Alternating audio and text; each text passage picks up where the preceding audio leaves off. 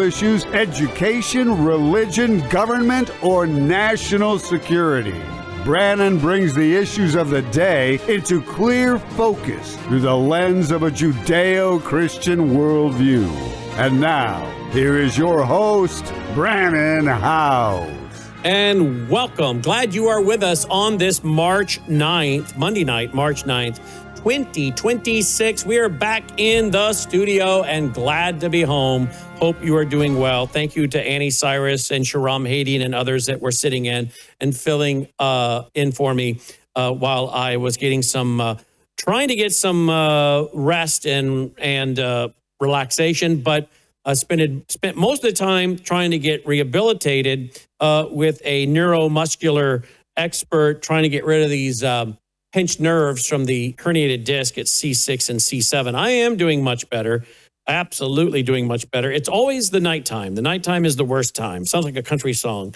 The nighttime is the worst time. Once I get going, I don't get, the stiffness wears off. But man alive, you lay down at night and the pinched nerves. And I last night slept in zero gravity. Did you know that, Logan? I slept in zero gravity last night. You did not know that. Yeah, I put my feet up. I have one of those adjustable beds. And thankfully, I can adjust my side and Melissa can adjust her side because I don't think she wants to sleep in zero gravity position. But last night I thought, let's try that. And so I had my feet up in the air and then my back was tilted so that I got into a zero gravity position and then laid a bunch of ice back there and slept on that. And you know what? The pain goes away when you finally get your back all numb because it's frozen. I don't know how you sleep like that, but apparently you get tired enough you do. And that's been my story. Oh, I could go to drugs, but I prefer to stay off those because that ends up badly for most people. And then you're just masking the problem. But again, we tried to get some help, and we did for 4 days. And now we're going to get back at it with some help here in the Mid-South as well. Thank you for all the prayers and advice and good wishes, and we'll just keep going. Tonight, we're going to be joined by Dave Gobbets because we have the headline from the New York Post. Iran sends out suspected operational trigger to activate sleeper cells abroad. That was after the death of Khomeini. Of course, we've been telling you this kind of thing for years and years, and now here we have it actually happening. ABC is reporting the same thing. Iran may be activating sleeper cells. We'll see what President Trump has to say about that as he's been asked about that today as well. Dave Gobbets will join us for an update. Then we're going to be joined by Annie Cyrus. I did my show today at 1 o'clock on Iran. They have a lot of advantages. Eschatology. They have a martyrdom complex. They believe in the 12th Imam. Of course, they think he has to come through chaos and jihad. Well, that certainly will drive people to be willing to lay down their life to fight for the country or fight for the cause. So they have the advantage of eschatology. They have an advantage of topography. We'll look at some of the mountains and mountain ranges and how those could pose a little bit of help to the regime. Then we'll also talk about geography. Of course, you got the Strait of Hormuz, and then you've got the, what's that other one called? Whatever it was. We dealt with it on radio today. That a lot of oil and liquid natural gas and even the petroleum items that are needed for pharmaceuticals. So they've got a little bit of an advantage over there when it comes to their eschatology, the topography, the geography. Went into a lot of that today at 1 o'clock. Hope you can watch that again at worldviewtube.com. I want to ask Annie Cyrus about some of that, but also ask her about President Trump saying that the war basically is going to wrap up, that basically we're at the end. Wait a minute. How can we be at the end? There's no way we've knocked out all of their capability or the thousands and thousands of drones they have. Or are they about to cut a deal with whatever's left of the regime? I hope not. I pray not. And how would that go for Israel? Would Israel agree to that? I think Israel probably wants to keep this thing going. There's a little bit of conflict. As we reported on tonight, the Worldview Report, apparently the White House is upset with Israel targeting some of the oil fields. We'll ask Annie Cyrus about a lot of this tonight, get her thoughts, her comments. And then let's talk about voter fraud in Arizona. We got a headline tonight out of Just the News that the FBI secretly seizes election records from Arizona's largest county. as voting probe expands. And then we're going to talk to Garland Favorito about Georgia, where we're at with that, and where we're at with voter fraud for the midterms. All of that tonight. These are my guests. I think I got everybody. By the way, don't forget, we are brought to you by you. Did you miss the Worldview Report last week? We're off. We didn't do that. Did you miss a lot of what we're doing here? And are you glad we're back with regular programming? Well, maybe you got a little taste of what it would be like if this network went away. And I know you don't want that. We're growing like crazy. And I think, as I said during the Worldview Report tonight, some of that's because we are addressing the issues through the lens of a Christian worldview. As Bible sales are spiking around the world, obviously it's a sign many people are looking for spiritual answers. They are turning to the Bible. And of course, that's why I think many people watch us, because we bring them the news as honestly and straightforwardly as we can. And we also bring it to you through the lens of a Christian biblical worldview. And we also deal with end time beliefs, the book of Daniel, the book of Revelation. As you know, I taught through the book of Revelation for a year and a half. I'm teaching through the book of Daniel now. The book of Daniel is the foundation for the book of Revelation. So no wonder our numbers are spiking, because obviously people are interested in this, as proven by the big spike in Bible sales in America and Great Britain. So if you appreciate what we're doing, folks, I got to tell you, we absolutely need your support. Would you go right now to worldviewfoundation.com, make a contribution of any size, worldviewfoundation.com. You also find our mailing address there if you prefer to support us through the mail. And you can use that phone number. Leave a voicemail, text Melissa. She'll get back to you, help you make that contribution over the phone.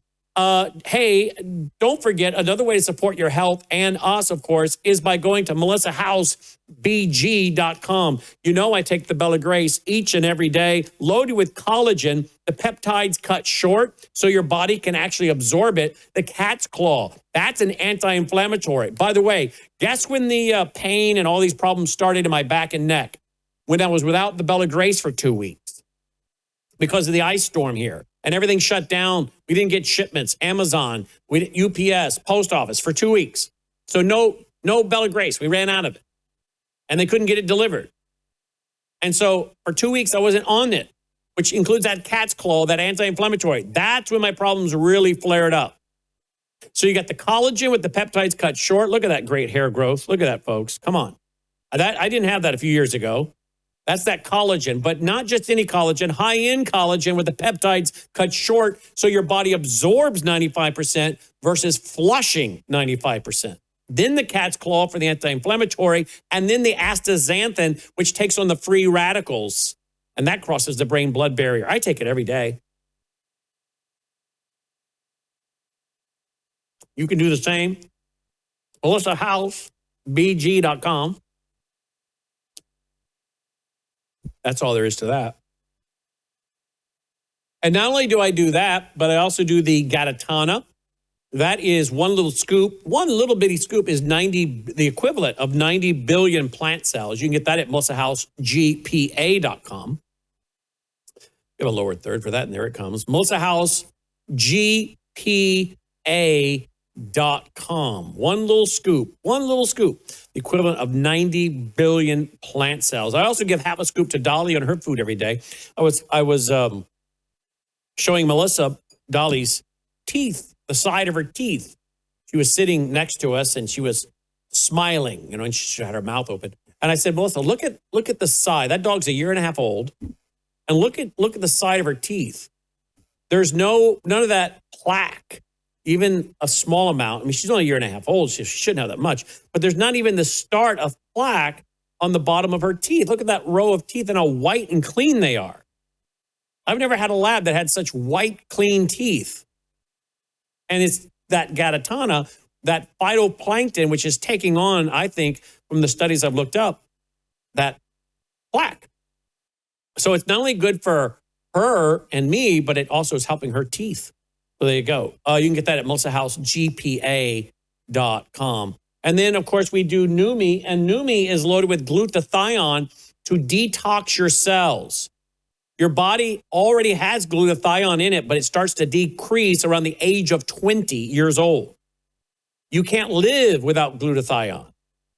but this helps detox your cells. And we know that in America, it's almost impossible to avoid the toxins, whether it's chemtrails, whether it's in the food, the water, clothing, material. As much as we try to avoid it, you're not going to avoid all the toxins, even those of us that are super careful. So take something that will help to flush out those toxins. Glutathione. There are over 150, I think it's really more than that. What is it, Logan? Go to swishforlife.com. I can't remember how many it is. Swishforlife.com is a huge amount. What's the number? 165,000. Over 165,000 studies on glutathione. So this is not a joke. It's legit. Swish with it for about 3 minutes. You can then spit it out or swallow it. It's up to you. But you're getting glutathione in your system within 90 seconds in your bloodstream. They also have the neuro. And what that is, folks, that is for the purpose of your brain. Neuro is an innovative product that supports brain health and cognitive function through a powerful blend of ingredients, okay? And this has been proudly endorsed by the American Brain Council, okay? So there's the normal Numi, and then there's the neuro for your neurological. You can check them both out at swishforlife.com, swishforlife.com. Now, let me stretch over here and get it. I do see a lot of orders now coming in as a lot of you are putting your fur baby on the Happy Howl. Go to, what is it, dollyfood.shop, dollyfood.shop. And this is the Tasty Turkey Feast. This is one I have up here. But she also has lamb. She's got Grandma's Stew, something like Grandma's Stew or something. She loves it. Dolly absolutely loves it. The other fur baby, the little white schnauzer, is on this as well. She loves it. 100% human-grade ingredients, no artificial preservatives, complete and balanced for all life stages. Cooked in a USDA kitchen. Just rip the top off and take it. And it's so easy because you don't have to freeze it. And then you don't have to unfreeze it. So as you know, we were traveling last week. We just brought a box. Brought a box of the food with us. Very easy because we don't have to worry about freezing it or keeping it frozen. So check that out, dollyfood.shop, dollyfood.shop. These are just a few ways you can support us, folks, and keep this program going. If you want to find them all, you just go to worldviewtube.com/sponsors, worldviewtube.com/sponsors, and you'll find a lot of the Worldview healthcare. You can get your antibiotics. Make sure you have all that stuff on hand. Worldview Talk for your satellite phones, your solar generators, so much more. It's all there. worldviewtube.com/sponsors, worldviewtube.com/sponsors. These are products you need anyway. So why not do some business with companies and also help us at the same time? Thank you for doing that. Joining me now is Dave Gobbets. He's back. We had him on last week, but he's back to talk about this. Iran sends out suspected operational trigger to activate sleeper cells abroad after Khomeini's death, U.S. officials warn. That's the New York Post. Here is ABC News. Iran may be activating sleeper cells outside the country, alert says. David, welcome back to the broadcast. Thank you for being with us. Let's talk about this. Is this something you're concerned about, or is this theater? Is it predictive prophecy, if you will? False flag preparation? I don't know, because the whole thing is weird after New York City this weekend with that guy lighting that bomb, supposedly, and then jumping over a police barricade. And then, of course, it didn't go off. That seemed fake to me. That's not how real terrorists operate. You know more than I do. So I don't know what that was all about. And now you have this alert. I'm just trying to figure out if we're being played at some level or conditioned at some level. What are your thoughts? Well, my thoughts on that, Brandon, are The Fatah from Iran, the supreme leader, apparently, I think it is 100% true because for this reason and this reason only. There are thousands and thousands of sleeper cells across the world, and many, many in the United States. Many of these individuals are lone wolves, as they want to call them, although they're acting on Islamic orders.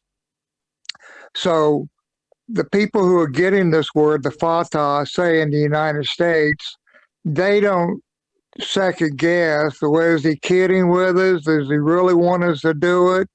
It is 100% true. The Supreme Leader wants individuals to go out and start committing individual terrorist attacks across the United States and across other countries that support America. So, what do you think is going on with regards to officials across the country? How are they preparing for a potential increase in terrorist attacks from activated terror cells? And what would those look like? And did we just hear about another shooting at a bar the other night, Logan? How many shooters was that? 2 shooters, wasn't it? Where was that? You were the one that told me about it. Yeah, and we were traveling back, and he said there's been a couple shooters, and I think it was a bar, and and that's what we've been talking about for several years, 2-3-man teams. So I can't remember where that was, Logan. You can tell me in my ear if you find it again. But are these the kind of things that you're talking about, and how do you think local officials are preparing for this? Well, I have to say, sadly, that local officials, it's a little bit too late because the majority of the officers are first line defenders in law enforcement are not trained nor are they prepared to prevent individual lone wolf type terror attacks.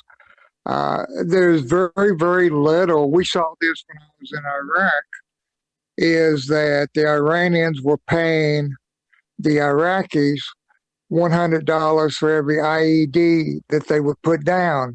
There was no way to stop that. We had no idea where they were coming from. In the United States, you got individuals who have been preparing this for many months, sometimes years, and they don't advertise it.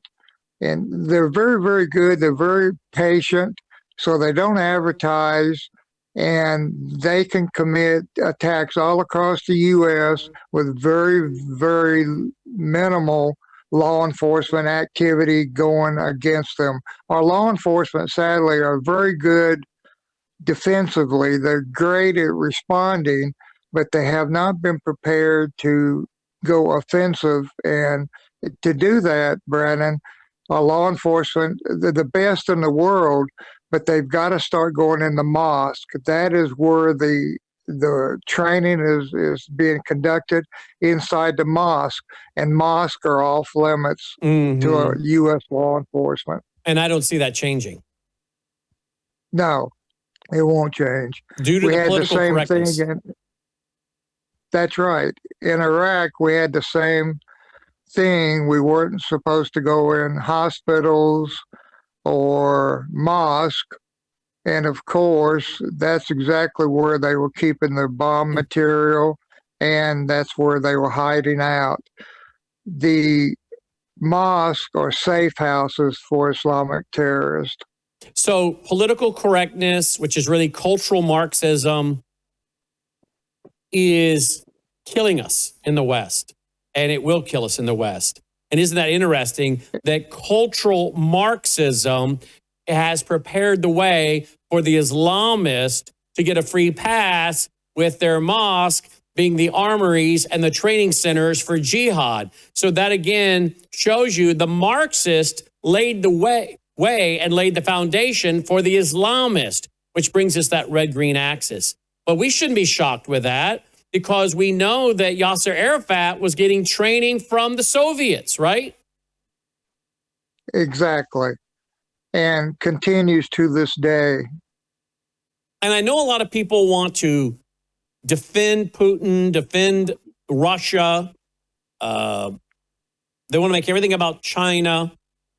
They want to make everything about Islam, but they never want to say anything about Russia. There's too many apologists for Putin in America today. And I don't know if that's because these people are tied to the Russian Orthodox Church or what it is. Now, I'm not saying that Putin doesn't have a right to defend his borders. I'm not saying Putin doesn't have a right to protect his country. But just because Putin has a right to do certain things, or because NATO and other countries have done stupid things to try to provoke war with him, doesn't mean that Putin and the FSB, formerly the KGB, aren't still people that are operating with our enemies like Iran and China. How much do you think Russia is involved in what's happening with all of this in America, the disinformation, the misinformation, the cultural Marxism? Because if they've been working with the Islamists and Gaddafi, or Yasser Arafat, I should say, are they still working the Islamists here in America, you think? Oh, of course. Russia has been our enemy for many years, although we have had better relations in the last several years under Trump with the Russians. But Russian intelligence are all over America, just like the CIA is in most every country there is, and they're conducting operations. The Russians are in America. When I was a federal agent, we had many, many cases involving Russian intelligence being spying against our government and also major corporations, and then coordinating with their foes here in America, like the Islamic terror groups. Let me go to a clip of President Trump this afternoon, on the terror cells in the U.S. Here's President Trump. Activated any sleeper cells inside the U.S. There's reports that they have pressed that trigger button to activate those cells, at least abroad. Well, they've been trying for a long time. We've been very much on top of it. One of the things we have to do is get the Democrats to stop the Democrat shutdown, because, as you know, the apparatus that looks into that, Schumer and the Democrats have shut it down, which tells you they probably hate our country a lot. But the Democrats have to open that up. But we've got very, very good intelligence into that. We know a lot of different things that have happened that have been very bad. A lot of them came in during the Biden open border period, but we have them under, we've got them, we're watching every single one of them. Yeah, we know a lot about them. The biggest problem we have is the Democrat shutdown. We know a lot about them, but the shutdown doesn't allow us to do what we have to do. Now, wait a minute. I'm not going to disagree with what he said, but it's not the Democrats that are stopping us from doing what we need to do. And what we need to do is get into these mosques undercover and investigate them and shut them down. The Democrats aren't stopping us from doing that. The Republican leadership, the White House, President Trump, under executive orders or secret, authorization that he can give as president to protect the homeland, he could do that tonight. Could he not? Yes, he could. And I support President Trump 100%, but I've always said that he is doing an outstanding job overseas with Islamic terror groups, but inside America, it's being neglected. And I consider our first line defenders against Islamic terror groups, the sleeper cells in America, to be our sheriff's departments across the United States. You've got the FBI, of course, and DHS and our intel groups at the federal level, but our sheriffs are the ones who have the true power and authority.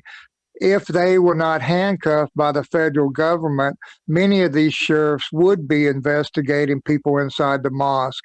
I've come across it all over America where sheriffs tell me that they cannot go into the mosque, not because they do not want to, but because they know the federal government would come down hard on them. And for that reason and that reason alone, sleeper cells are going unnoticed across America. All right. right. We did find, I think this is it, the shooting in Brooklyn. 1 victim severely injured. 4 people were injured in a shooting during a bar brawl in Brooklyn early Sunday morning. I don't know if that's the one we were talking about the other night. I don't know if that's Islamic related or not. Doesn't sound like it.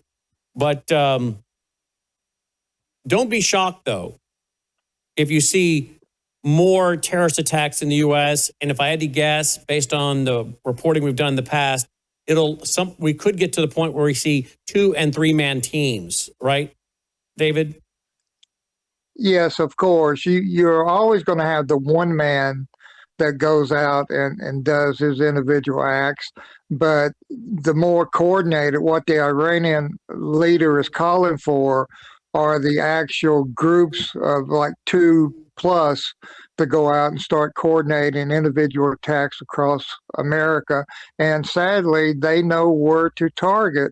As I was told when I was in Iraq by Al Qaeda and Saddam Fedayeen, they said the way they're going to conduct future attacks in America is to go after the hearts of the American people. And I asked them what they meant by that. And over again, they said the hearts of the American people are the children. That is the fastest way and the best way to terrorize Americans is to start targeting our children. And there are plenty of schools across the United States that should be prepared. We should have our sheriffs starting to protect our children because the number one target is going to be the children of Americans. Any other warning before we let you go tonight, David? No, I appreciate it, Brandon. Just like I've always said to you, the people should just be prepared. Don't be scared. Don't panic. Just prepare yourself for the unlikely events that you are stuck at home. You have no gas. You have no food. Don't let that happen to you. Be prepared. Get the water, the food, and make sure your defense systems are intact. Indeed. And I didn't ask you to say that, did I? No, you didn't. I did not ask him to say that. But I'm going to tell you right now, folks, if you want to take advantage of what he's talking about, we have a store that we put together because you guys asked for it back in 2016. 2016, we put together this store with all this emergency gear, and we just got another shipment in, by the way, of freeze-dried food. This is real food. It's just freeze-dried food, and it's actually good food. We've got emergency supplies.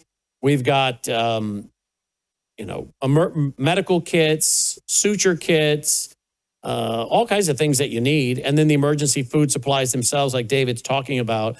I have enough for several years, folks, not only for my family, for the guys in the control room, but also because I would be willing to barter with this. I don't know what you think about this, David, but if there's a crisis in the country or a financial crisis, I'm telling you right now, people will be willing to barter with freeze-dried food. It will become a medium of exchange. So I've piled in enough to have extra as a medium of exchange that I need to give to a plumber or electrician or a doctor to do some stitches. You know, I got doctors in my neighborhood. And all kinds of things you can think of. I'm telling you, if there's a disruption in shipping and shipping lanes or infrastructure, attacks on infrastructure, food could disappear off the shelves very fast. We saw that during COVID. But imagine something longer term. And I'm telling you, folks, I'm all for you to I don't give financial advice, I give financial opinion. And I'm all for you investing in precious metals, and that is a great option for hedge against inflation. But as far as a medium of exchange, I'm telling you, in my opinion, freeze-dried food, you're going to be able to barter that and use that as a medium of exchange in a crisis. And so I would urge you to do that. What are your thoughts on that, David? No, I agree 100%. The food is going to be one of the best bartering tools there is, initially anyway, above silver and gold. Silver and gold is going to mean nothing when your children have no food. So the water, and people need to understand that our water supplies can be contaminated very, very quickly. So make sure you store some type of fresh water, food, and remember that, as Brandon said, you can barter the food because people have to eat. Yep. And you can go to Lowe's and get these 5-gallon, I think those are 5-gallon jugs. And I got a ton of those. I have a ton of the 5-gallon jugs of water. Because, like David said, if they poison the water or we end up with a problem with chips, different things that are needed for pumping water and treating water plants, you don't want to be without food and water. So again, store in your 5-gallon jugs of water from Lowe's, put them in your garage, wherever you want to store them. And then, of course, you're going to need the water so you can do the boil the water and then have freeze-dried food. But again, I think this is a great alternative for a medium of exchange. And yet most people don't think that way. You've been in war zones, David, and you know that when a crisis happens, people, the number one thing they're looking for is food and water and medical treatment, right? Yes, that's exactly what we saw. I went into Iraq at the very beginning of Operation Iraqi Freedom, and initially, because Saddam had contaminated much of the water supply there intentionally, the troops, we were given 4-liter bottles per day initially, and we could use it to shave, wash, or drink, and we chose to use it to drink. I highly encourage, it's the first sign of any type activity that you think we're going to be without food or water, people should use their bathtubs and fill up 1 or 2 bathtubs if they've got them, and that's a good 7,500 gallons of water. Absolutely. Worldviewstore.com. Again, we just got a brand new shipment of freeze-dried food in just the other day. So there you go. Worldviewstore.com. David has a book with Paul Sperry, Muslim Mafia. I highly recommend it. You'll find it out there on Amazon. Muslim Mafia by Dave Gobbets and Paul Sperry. As always, David, thank you for being the watchman on the wall, trying to warn us of what's here. And isn't it interesting, all the years that we've been talking about terror cells, and I'm sure people thought, oh, it's doom and gloom, they're just trying to scare people. And now we have the president of the United States saying, yep, we're monitoring this, we're on this, we have lots of information. And the authorities are putting out warnings about terror cells being activated. And yet we were called conspiracy theorists or panicking people. And yet, no, we were trying to prepare people. And here we have the president tonight talking about potential terror cells being activated. Closing comment? Yes, Brennan, I agree. In 2007, I wrote an article, and people can look this up if they just Google Gobbets sleeper cells. I wrote an article in 2007 explaining exactly what we're seeing today. 2007. Incredible. Almost 20 years ago. Amazing. Dave, thank you as always. What's your email if people want to reach out to you? It's davegobbets@gmail.com. And I thank you, Brandon. Thank you, David. Dave Gobbets checking in tonight. Get his book, Muslim Mafia. We'll be right back after this break. Go to worldviewtalk.com. Get your satellite phone like I have, because you know what? China is in on our power grid. That is a matter of proven fact. If you want to have communications with your loved ones, your family, your children, maybe your spouse travels, maybe you have a child away at college, you want communication should the grid go down. That's why you need a satellite phone, worldviewtalk.com. But look what else they have. They also have solar generators. I have one of their solar generators. I have the Delta Echo 400, a solar generator. So I can, of course, charge my satellite phone. I can run my coffee pot. I can run my whole house if I want to. All the details are there at worldviewtalk.com, or use that number, 1-866-738-3224. They have very friendly operators that will explain to you their products, but you can explain to them what it is you're desiring to acquire. How much electricity are you wanting to generate with this solar generator? Well, they'll tell you what size you need. Worldviewtalk.com or 1-866-738-3224. Joining me now is Garland Favorito. Have you seen this headline? Here's what Just the News has. FBI secretly seizes election records from Arizona's largest county as voting probe expands. And then, of course, we got to get to what's going on in Fulton County, Georgia. And I also heard a rumor that Garland Favorito might be being used as an expert by the Department of Justice related to the voter fraud. He's been doing this for so many years, long before most of the so-called experts even thought about it. Garland was doing it. So I pray the DOJ has scooped him up as a guy they can use as a consultant. Let's see. Let's check in with Garland Favorito of voterga.org. Garland, welcome back to the broadcast. Thanks for being with us. Good to be back with you, Brandon. What about this rumor that you've been scooped up by the DOJ and they're asking you questions and learning from your expertise to help them in their voter fraud investigations?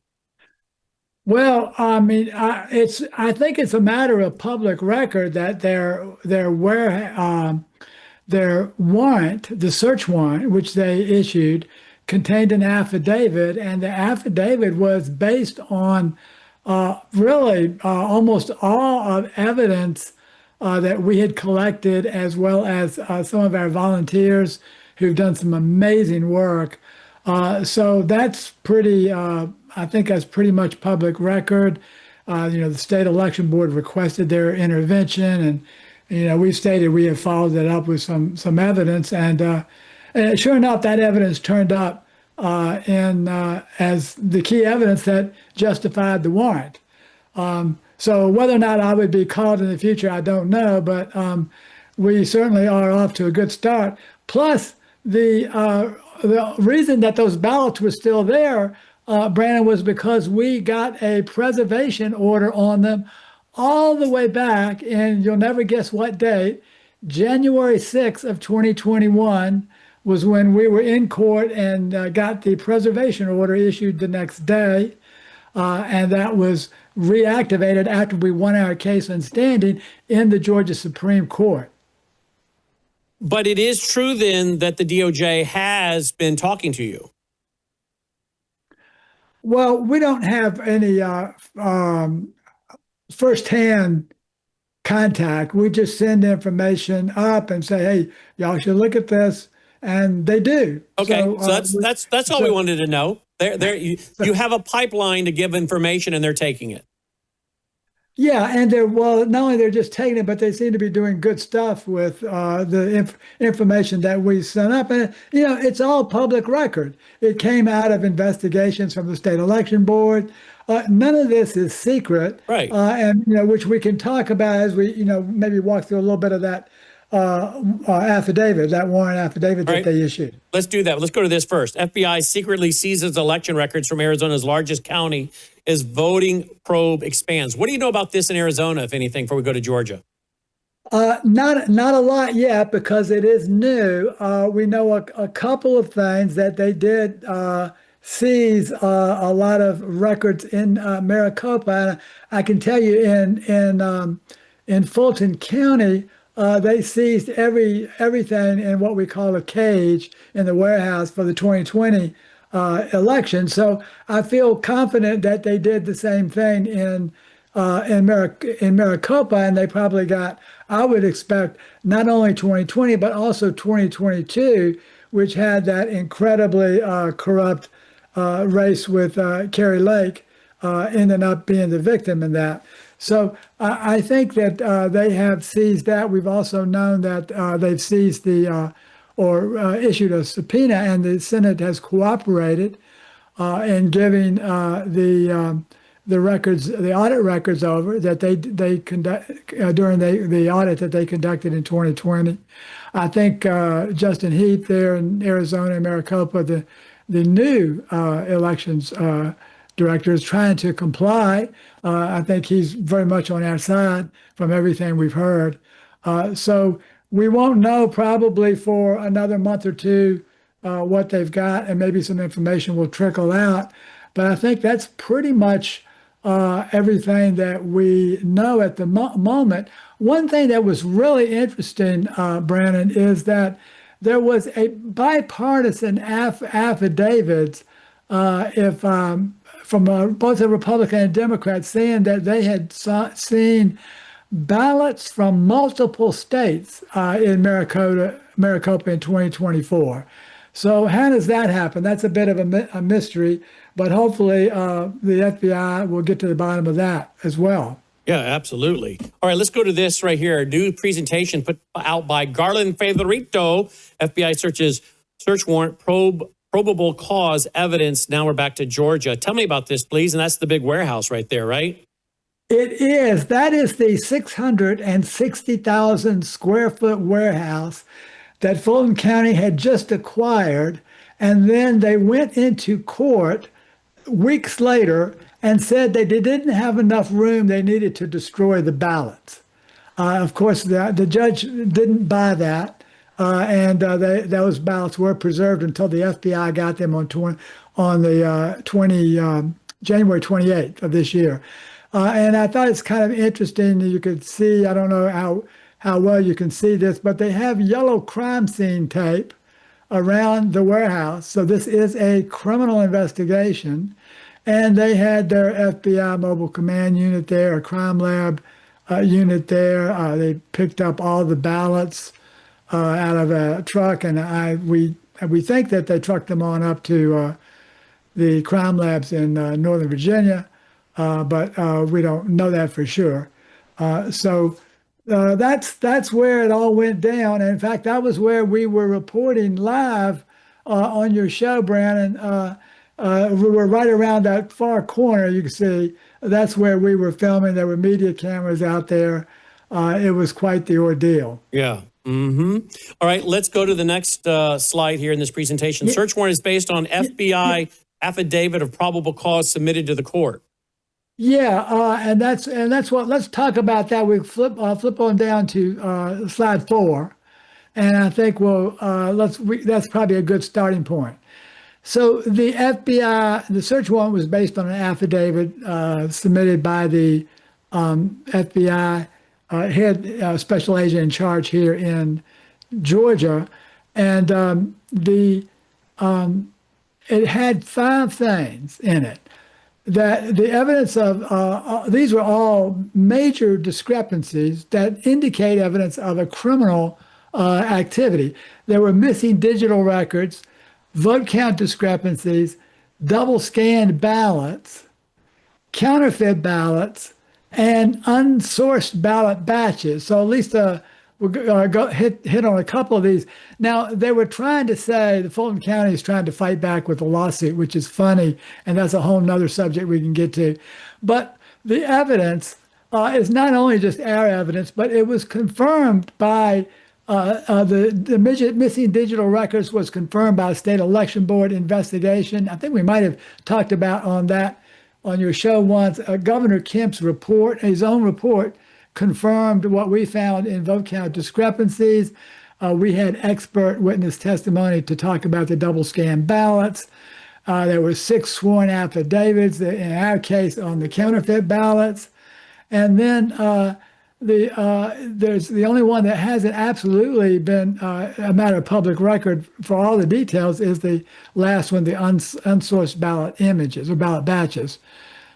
So it was rock solid evidence that they came into Georgia with. Okay, let's go to the next one. 6 sworn affidavits. Yeah, so the counterfeit ballots, I think we've talked about this on the show before. There were 4 senior poll managers and 2 audit monitors and I was there the day that they found the counterfeit ballots on November 14th of 2020. And how did they know they were counterfeit? They were mail-in ballots, and without question, they were mail-in ballots, but they were not folded from being mailed. They were not written with a writing instrument. They were not on the same paper stock that they should have been on, and they were voted the same way down ballot for dozens of ballots in a row. So clear evidence of counterfeit ballots, and of course, that would certainly be probable cause that a crime was committed of injecting counterfeit ballots into the election results. All right, next slide.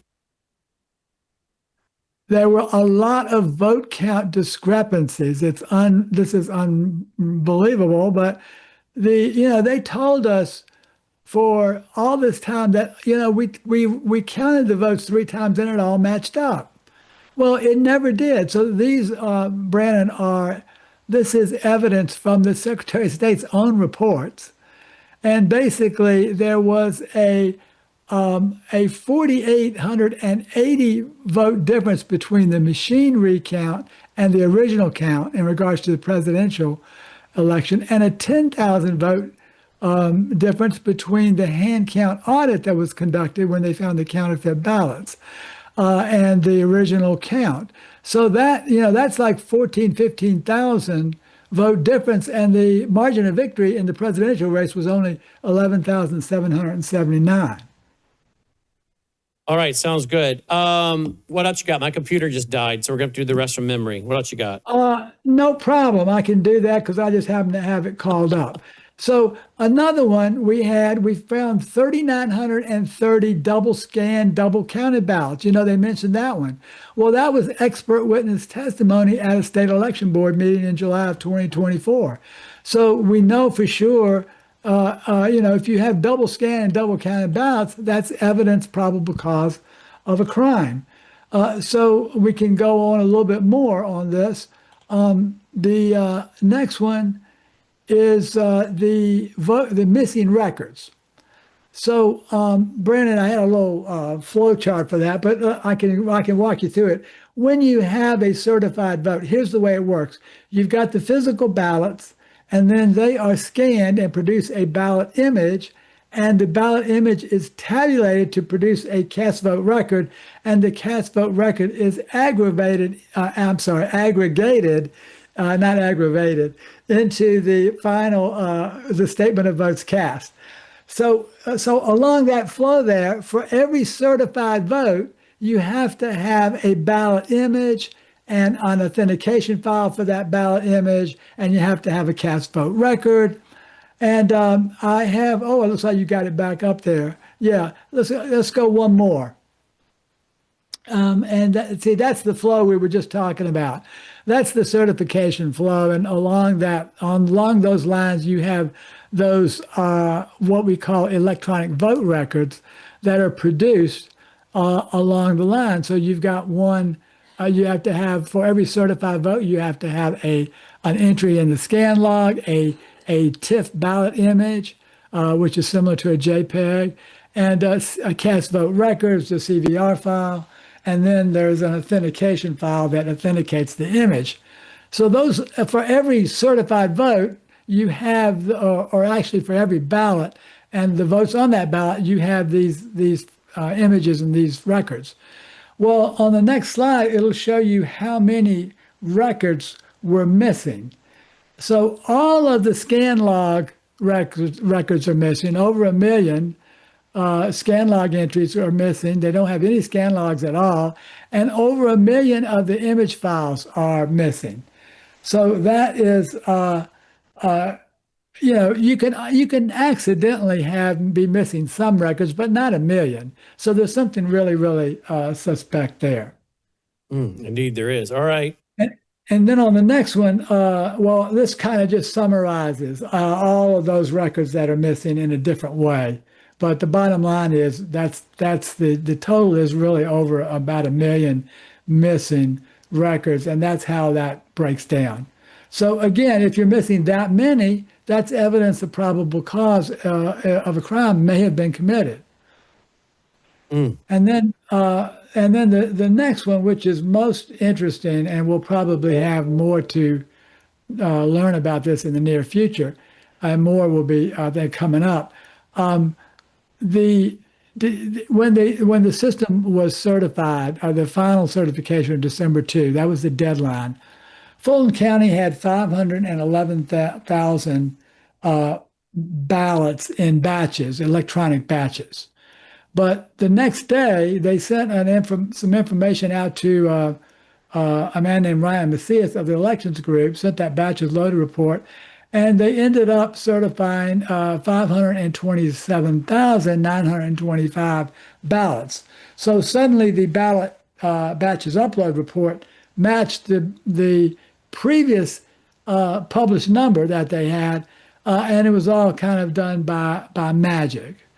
And this group, this elections group, which is CTCL funded by Mark Zuckerberg, of all people, they were overseeing the logic and accuracy testing, the signature verification, hand count audit reporting, and this post-certification reconciliation. All of those that had major problems, major discrepancies, and they were overseeing this without the knowledge of the Fulton County Election Board. So this is really, really bizarre, very suspicious. More to come on that. Well, there you go. Here we go. Last slide. Yeah. Yeah, and that's all funded by the CTCL, as I mentioned. And so here's what we know about CTCL in Georgia. They spent $45 million there. You might remember that Center for Technology Civic Life, which was funded by $330 million of Zuckerbucks. They then advocated to install unsecure outdoor drop boxes to conduct partisan get out the vote efforts and provide complementary resources to run county voting systems like we just talked about. 94% of that money, that $45 million, was spent on counties won by Joe Biden. So it's hardly a nonpartisan group. And in fact, the policy director that Zuckerberg installed for this group was David Plouffe, the former Obama campaign manager who wrote the book, A Citizen's Guide to Beating Donald Trump. So let me ask you in conclusion, President Trump is saying that he is not going to sign any more legislation that does not include the SAVE Act. That until they give him the SAVE Act, he's not signing any more legislation.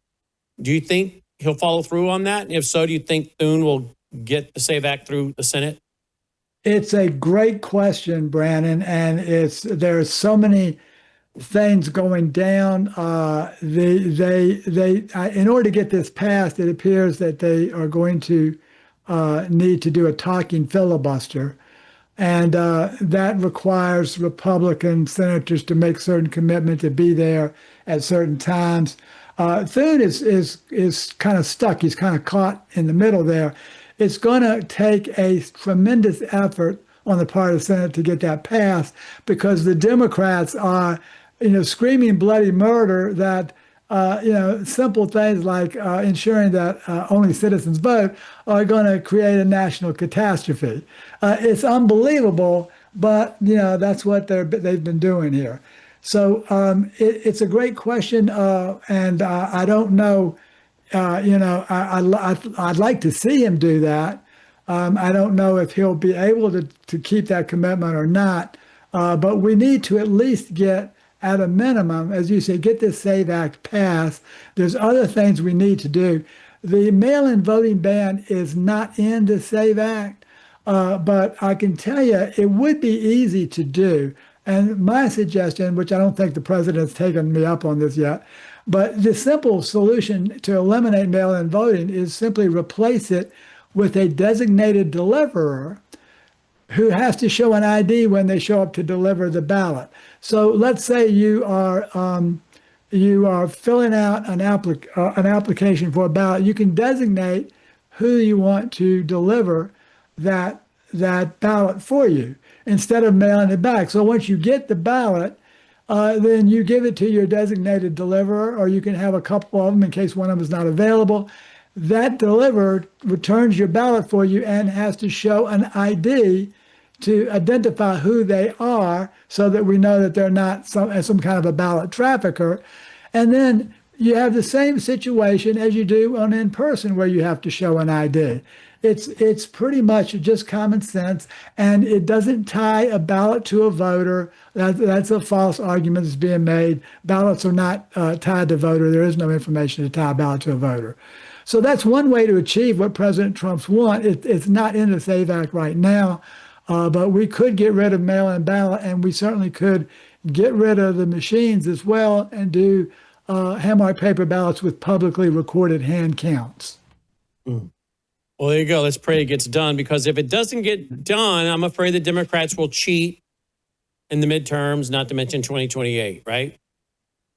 With the fact that they are covering up and resisting, just common sense legislation would lead anybody to that conclusion, Brandon, that they are trying to keep their avenues open for future cheating. Yeah, absolutely. Garland Favorito, voterga.org, voterga.org. As always, Garland, thank you for checking in with us and all you're doing. And by the way, how many years you been doing this, Garland? Well, it's been actually 25. I first got into this. I first realized we had a problem in June of 2020 when I couldn't believe it. I went to a conference as an IT guy and I said, they showed me beware of what's coming in 2002. That we're going to have paperless direct recording electronic systems. You can't verify a thing. I didn't believe them. I went to a conference. Sure enough, I found out that they were right. And I've been in this ever since, trying to prevent it from happening all the way back. So since 2002.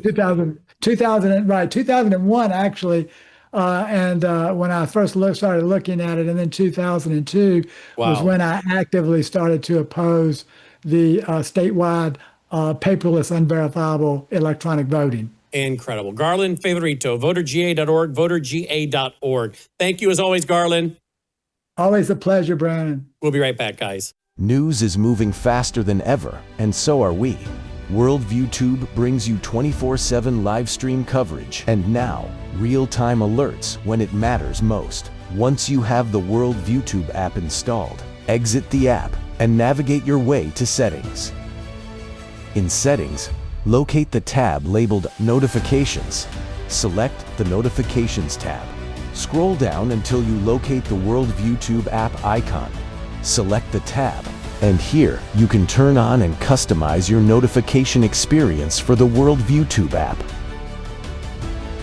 News doesn't wait, and neither should you. Turn on push notifications to stay informed. Every headline as it happens.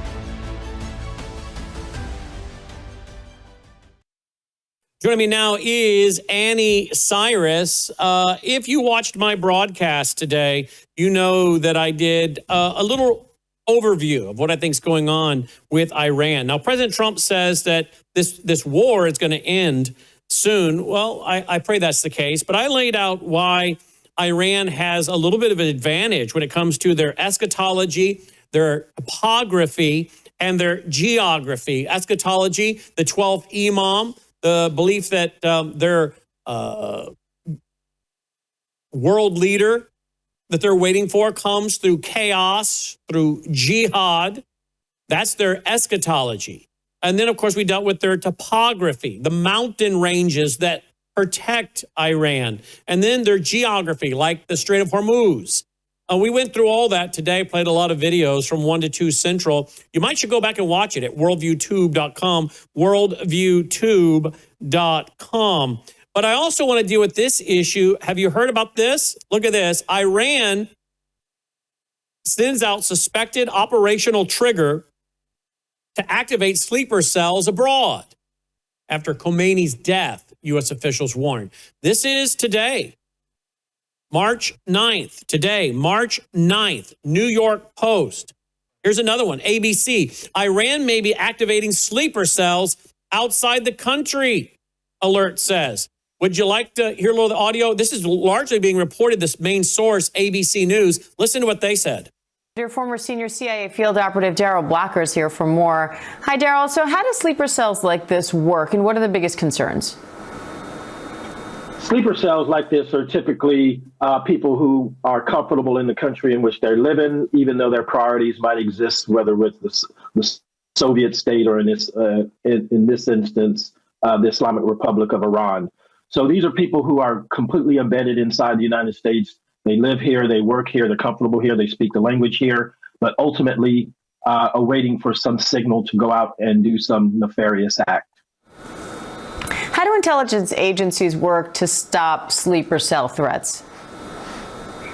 Well, typically what's happening anytime they're following a lead, like the recent guy who was put in jail for trying to assassinate the president, they're looking at all those cells, they're looking at all these different communications. We know how they operate in the United States. We know how they operate abroad. So you start to look for what we call indications and warnings, any type of signal that might suggest that these guys are part of some type of cell that the intelligence community might be aware of and law enforcement now, but the average person would not.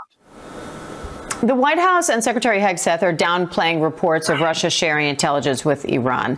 How critical is that, and what can the U.S. do to counter that?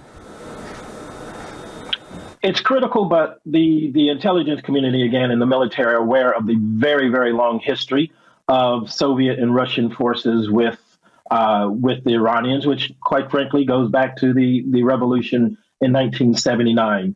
The radar sites in Syria were manned by Russians. They're very, very close, and it shouldn't be surprising to anyone, at least not anyone at the White House level, that the Iranians are getting support from Russia. Now, Russia, on the other hand, there are 2 million Russian Jews inside the United States, so Putin even has to take that into account, that he has a lot of people who are Russian speakers in Israel and under threat from Iran. So he's kind of walking a fine line. Mm.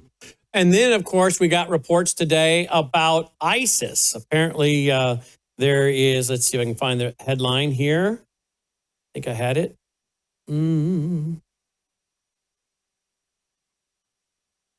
Well, I did have it. Maybe I don't have it now. But there were reports earlier in the day related to ISIS and somebody that was arrested in California. So again, all of these are of grave concern. Joining me to discuss them is Annie Cyrus. Annie, welcome back to the broadcast. Thanks for being with us. Thank you for having me back. And thank you for holding down. Thank you for holding down the fort while I was gone. Listen to this. Here it is. This is Fox News reporting about ISIS operative in California. Here we go. In Southern California, the feds were moving in to arrest a man on charges of supporting the terror group ISIS when they found what appears to be a homemade bomb in his home in Long Beach. Marianne Rafferty, live in Los Angeles with more on that story. Marianne. Yeah, good afternoon, John. A shocking discovery as federal investigators were arresting a suspected ISIS operative, a homemade explosive device found inside his Long Beach, California home. According to federal authorities, the bomb was found during the arrest of a man accused of sending 12 electronic payments to ISIS and traveling overseas to fight for the terrorist group. FBI investigators say the suspect, Mark Lorenzo Villanueva, is charged with providing material support to a foreign terrorist organization.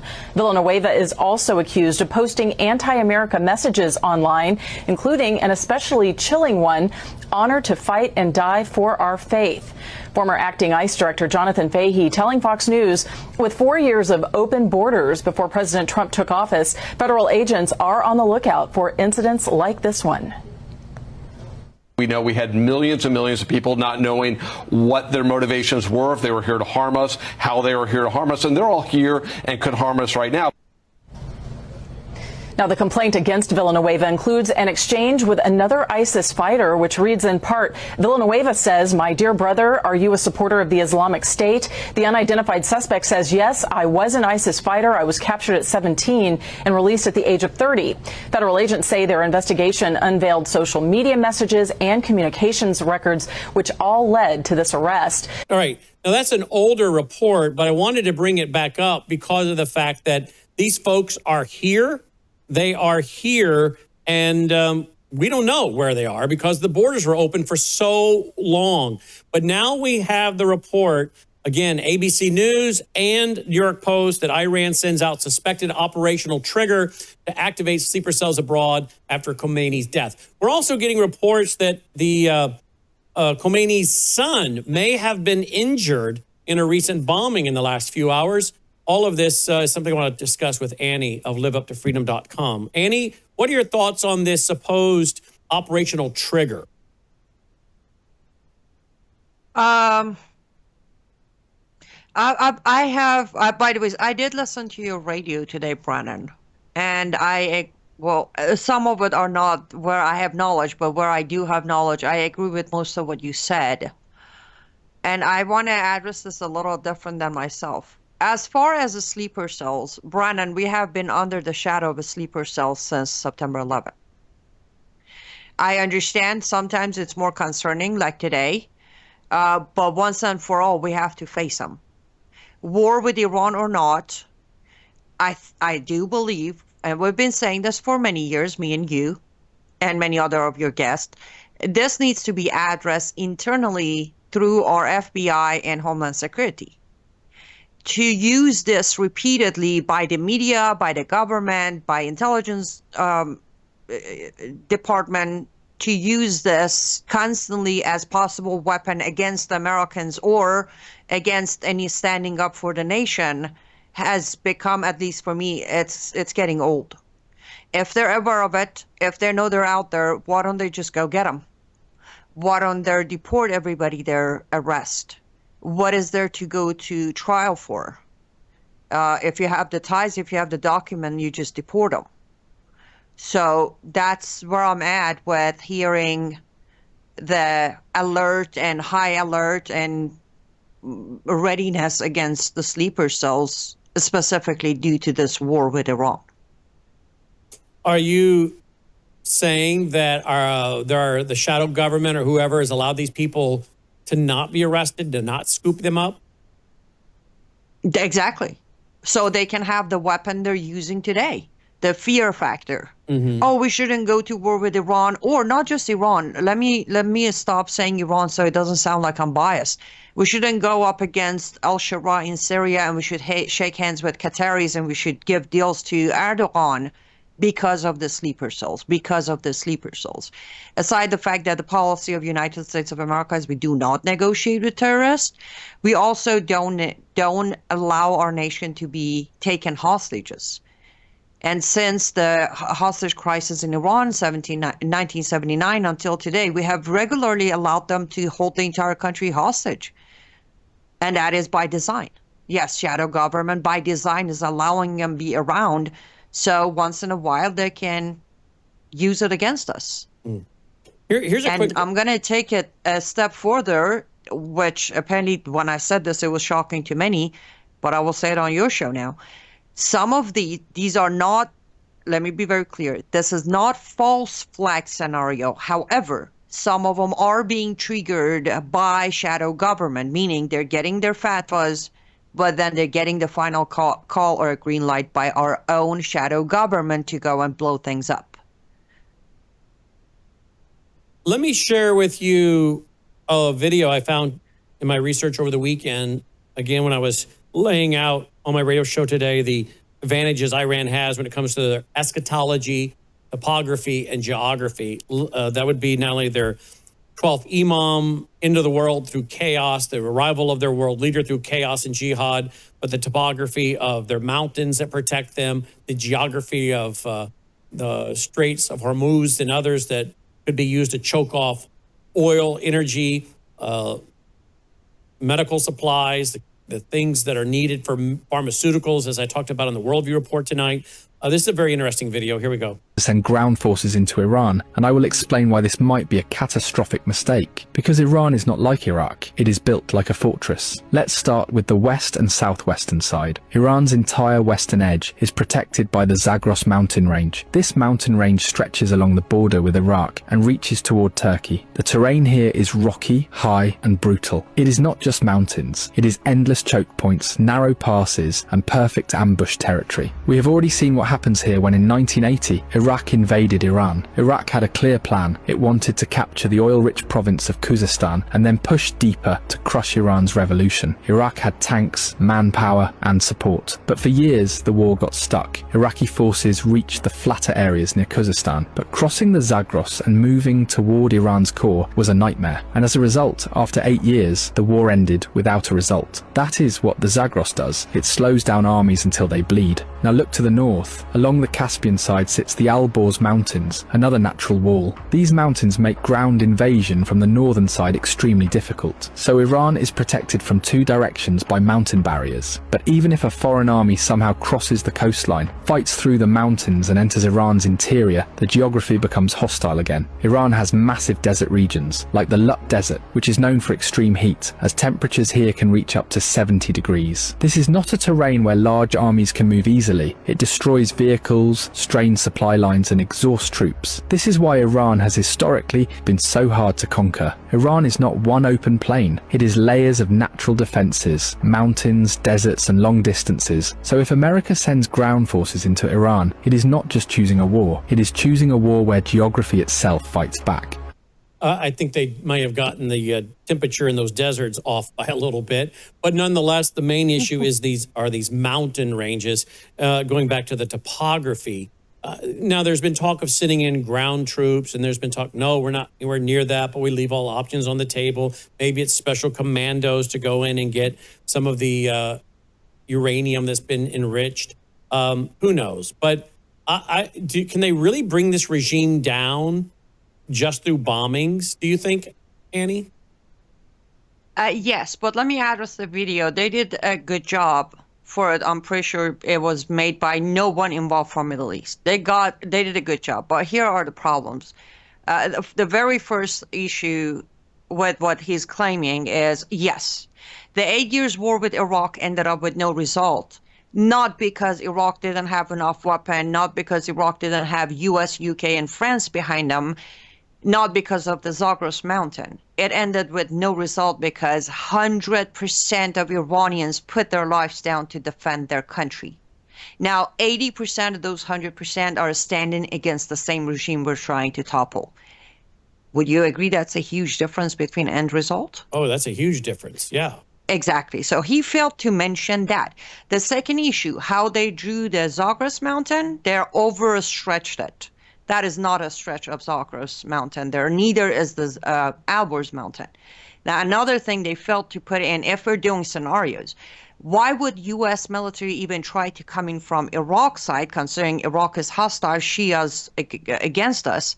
Why are we not trying to come in through our very strong ally today, that is Pakistan, and face no issues from Pakistan until we get to Lut? It's not Lot, by the way, it's Lut Desert. Is pretty much, that's all we need. I'm not advocating for boots on the ground. I'm mentioning the flaws of this video. Now, as far as boots on the ground, we don't need them, no. Yes, we can take him out. No, we cannot take him out just by bombing, but our part is the bombing.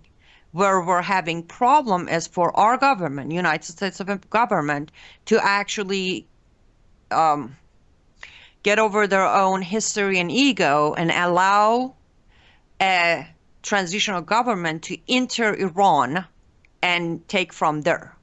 They become the boots on the ground. The Iranian people themselves have announced over and over that we're willing to become your boots on the ground. Not the Kurds, the Iranian people inside Iran. We have done a fantastic job as we speak right now. Even IRGC is pretty much on the verge of collapsing. They don't have, I published videos and pictures, Brannon, today of most of their police, IRGC police and military members in Tehran. They're taking cover inside hospitals and schools, and there are meetings taking place literally inside those buildings because their own existing buildings were taken out. So right now, instead of thinking boots on the ground or enabling another militia group, United States of America needs to agree with Netanyahu and allow the transitional government to go in. So it doesn't look like an invasion. It is going in with the support of other foreign countries. So UN cannot come back and topple them later saying you invaded, you didn't take power. Mm-hmm. Let me go to this map. Here's the world atlas. So you're not disagreeing, though, that these mountains, the Zagros Mountains or the Alborz Mountains, that they're not some very natural obstacles for any invasion. They are, right?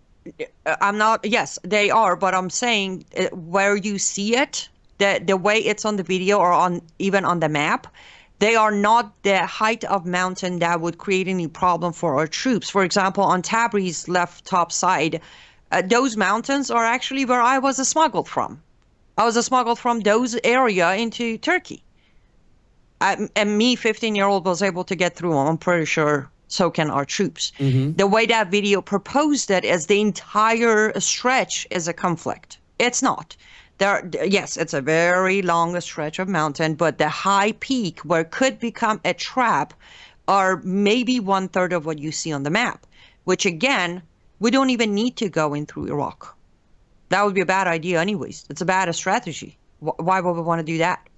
If there is an invasion, if there's the boots on the ground, the best option is through Afghanistan and Pakistan. Yes, we might possibly a good 50% chance of getting pushback from Taliban, or at least Taliban informing the Iranian regime that we're coming in. Okay, that's something to keep in mind. But to Pakistan, we won't have that problem. So it's better to, if we're going to do boots on the ground, it's better to use, as I said, Turkey side, which is the 15-year-old can get through those mountains from that side, and then from Pakistan. Let's talk about this war ending, as President Trump has said today. Do you think it's going to end this quickly? I'm gonna be a little bit of a pain here. How do we describe ending? Are we talking about another ceasefire after 12 days? Or are we talking about ending because the government is toppled and we're going to free the people of Iran?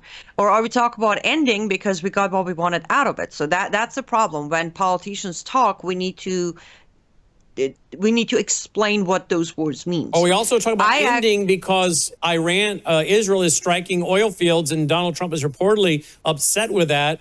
And we need to somehow get on the same page before Israel keeps hitting oil fields, which apparently our government wants.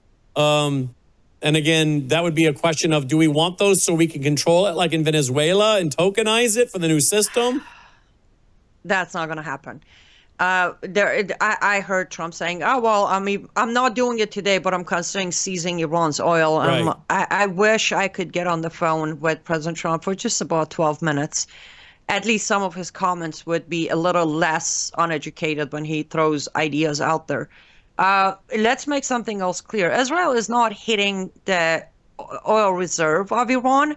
They're hitting those that belongs to IRGC. There's a difference.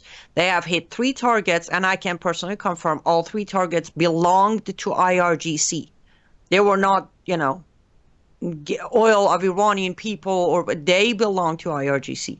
Unless Trump is making a deal with IRGC behind closed doors, there's no way for him to seize those reserves. But yes, it could be we are at a point. This morning I asked a dear friend of mine, I said, are you seeing Thursday being the ceasefire or not? That's where we are. Iranian side, we're thinking Thursday is the ceasefire. Not the end of the world, but a ceasefire on the table by Thursday.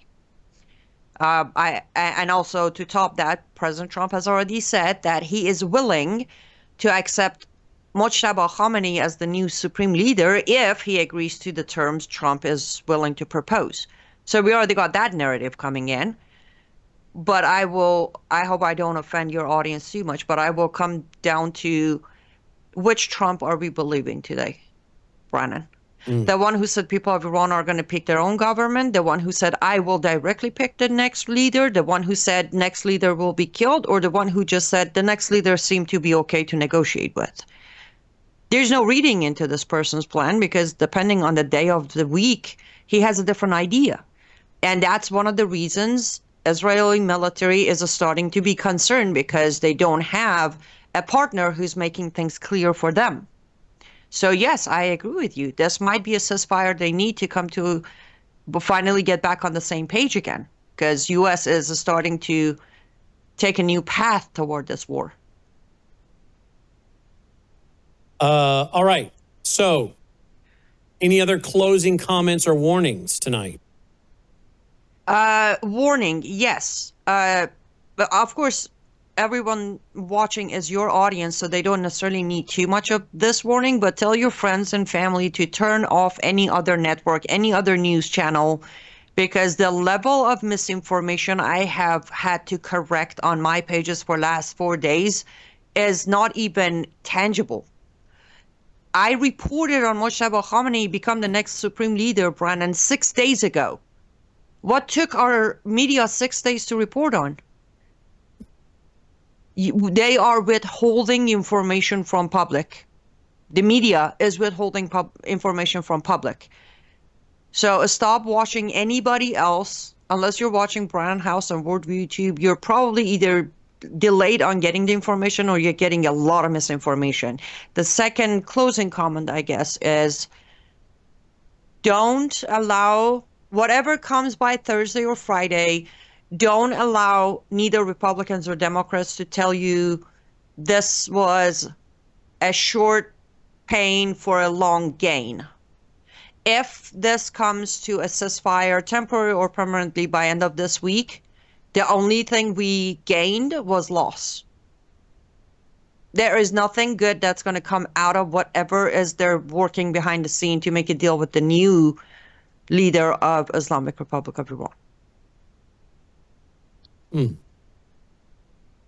Sorry, I don't have too many good news today. There's the headline: war pretty much complete. Trump says military campaign against Iran ahead of schedule. I didn't think it was a war.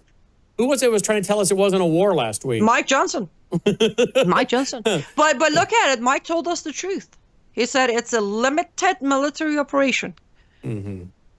And also, for your audience, if you don't remember, because a lot has been going on. So did I. On Saturday morning, when we had the coverage, and you were on, I said, Brandon, that let's see if this is helping Iranian people in the region, or this is what he needs to twist their arms to sign the agreement. Looks like that's all there was to it. And what that means is the regime stays in power.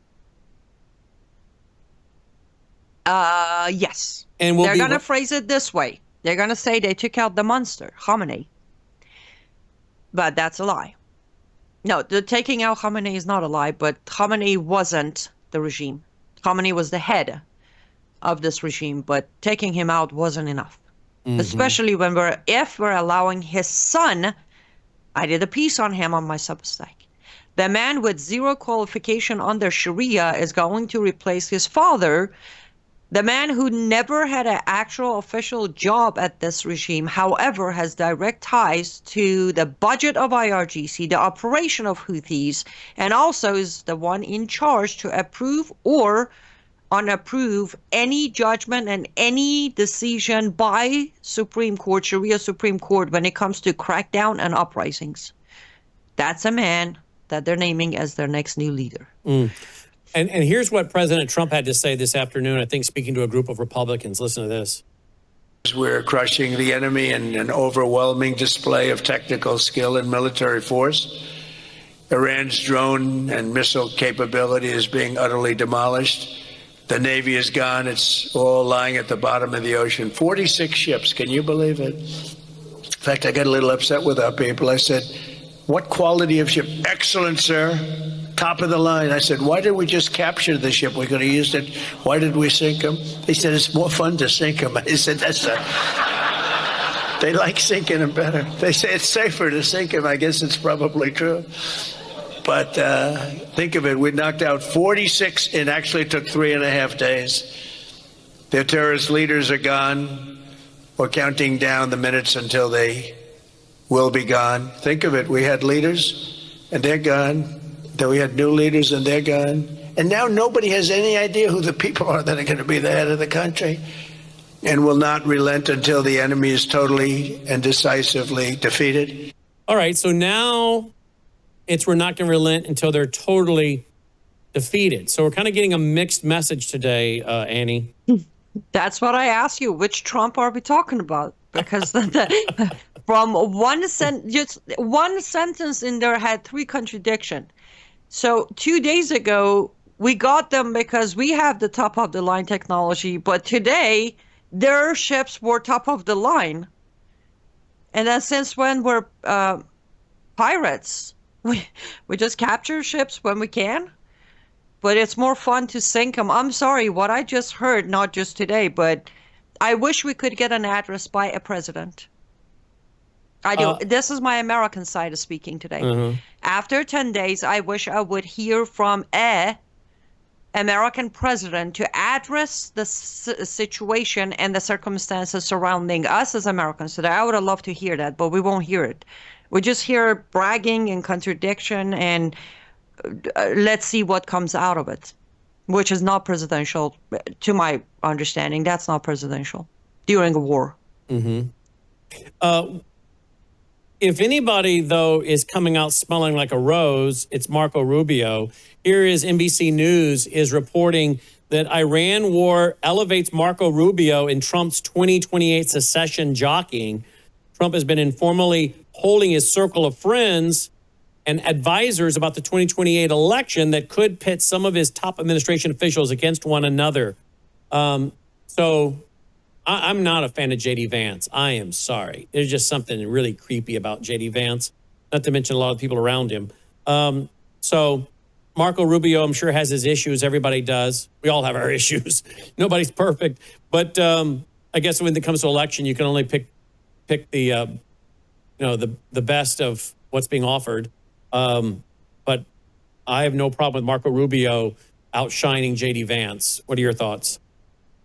I definitely have my own issues with Marco Rubio, but I've been watching and I'm very happy that there is a light at the end of the tunnel that comes 2028. We don't have to worry about JD Vance. I will pick Rubio over JD Vance. So you and I agree on that. You and I agree on that, absolutely. Don't we? Absolutely, 100%. What is it about him? What is it about him? Not to mention all the tech bros around him, but what is it about him that's just kind of creepy?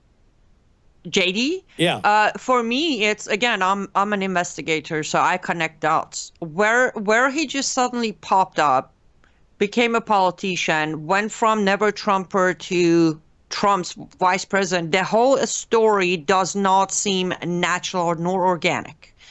That's my problem with JD Vance. He seems to be, what you're saying is he's basically a creation of probably the deep state or some of the deep state friends and players. And then you add in his bromance with, what's that guy's name? Tucker Carlson. I mean, how about that, right? Exactly. Peter Thiel, who's obsessed with the Antichrist. I was just about to say Peter Thiel. Yes. He definitely, his friendships are with all the wrong people. And how we had much better options for vice president. But again, between Tucker Carlson and Elon Musk, he became the vice president. Well, I hear Don Jr. was big in helping push Vance.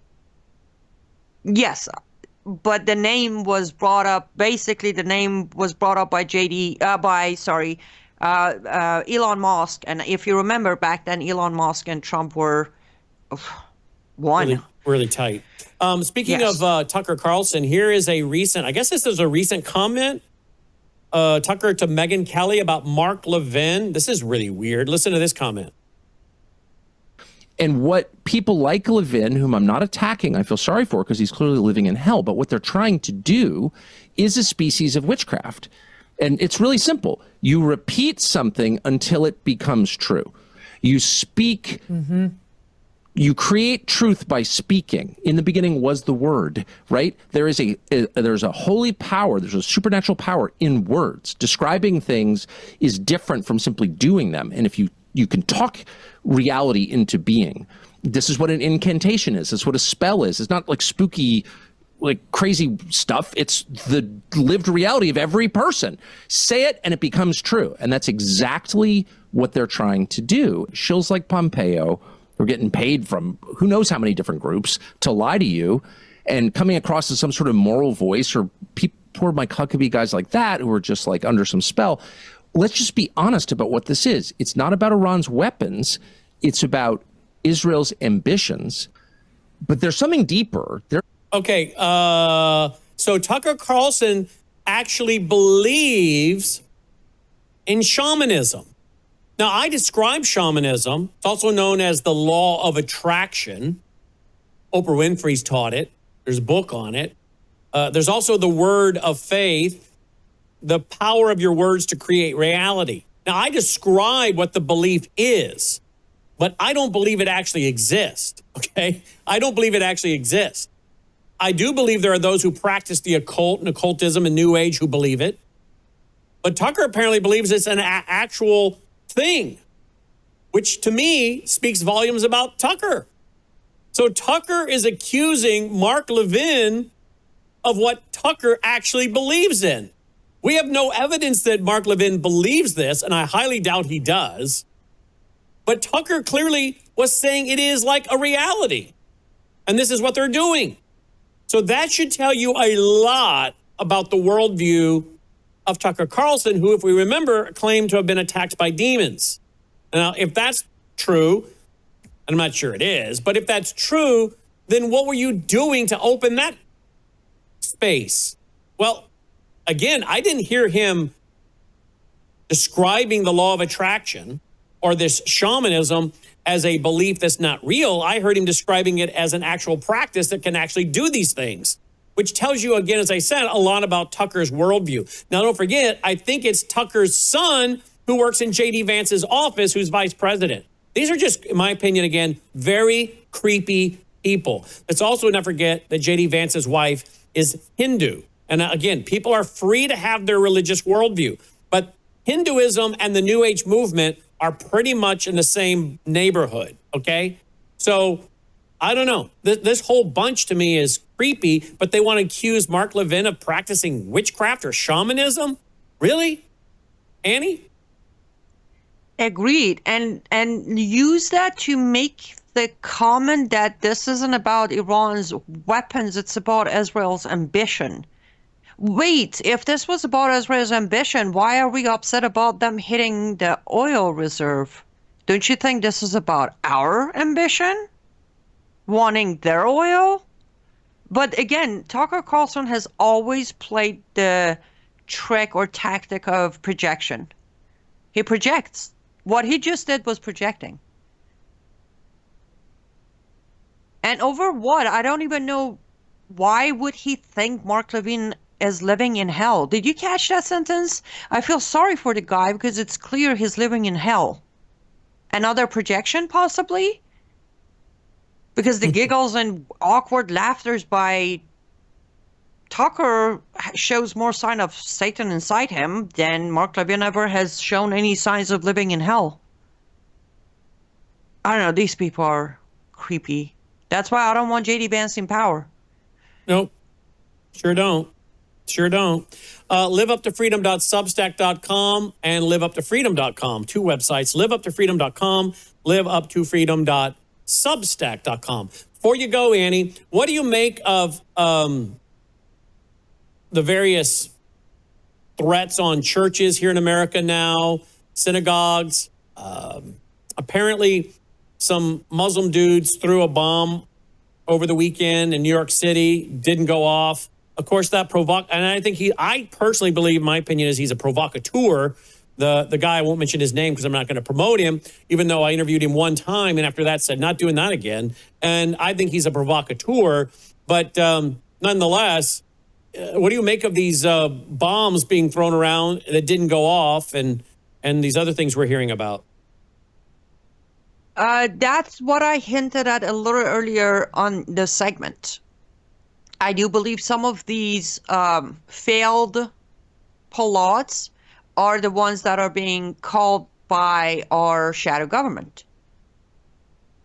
If they think this is going to help them push Trump to go for ceasefire and stop this, they will make more calls. They will have more of bombs that are not going to go off. And this is where we know the difference. A jihadist bomb will always go off.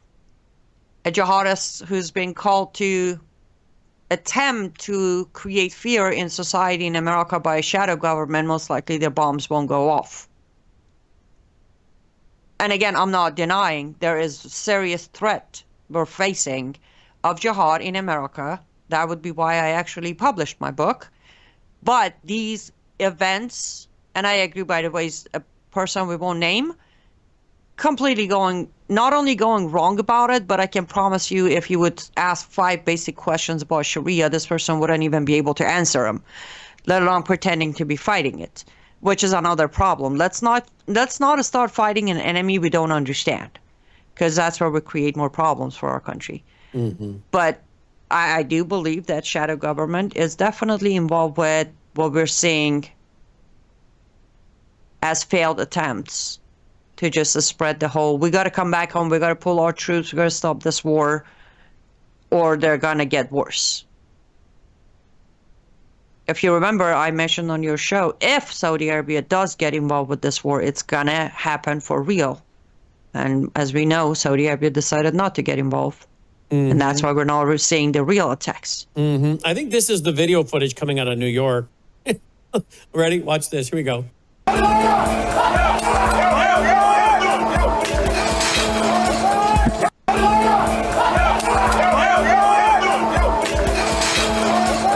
Yeah, it all just seems a little too convenient. A shadow government made the call type of video. Exactly. Exactly. I've seen real jihadists. I have seen real jihadists. We all have. These are just the calls that are, hey, you see, we told you if we go to war, they're going to come try to kill us here in America. Again, I'm not saying they're not. But don't confuse this with the real threat we're facing. And I guess here's the picture of the bomb. Look at this. Huh. So the real jihadists, they're not going to be behaving this way. This is theater.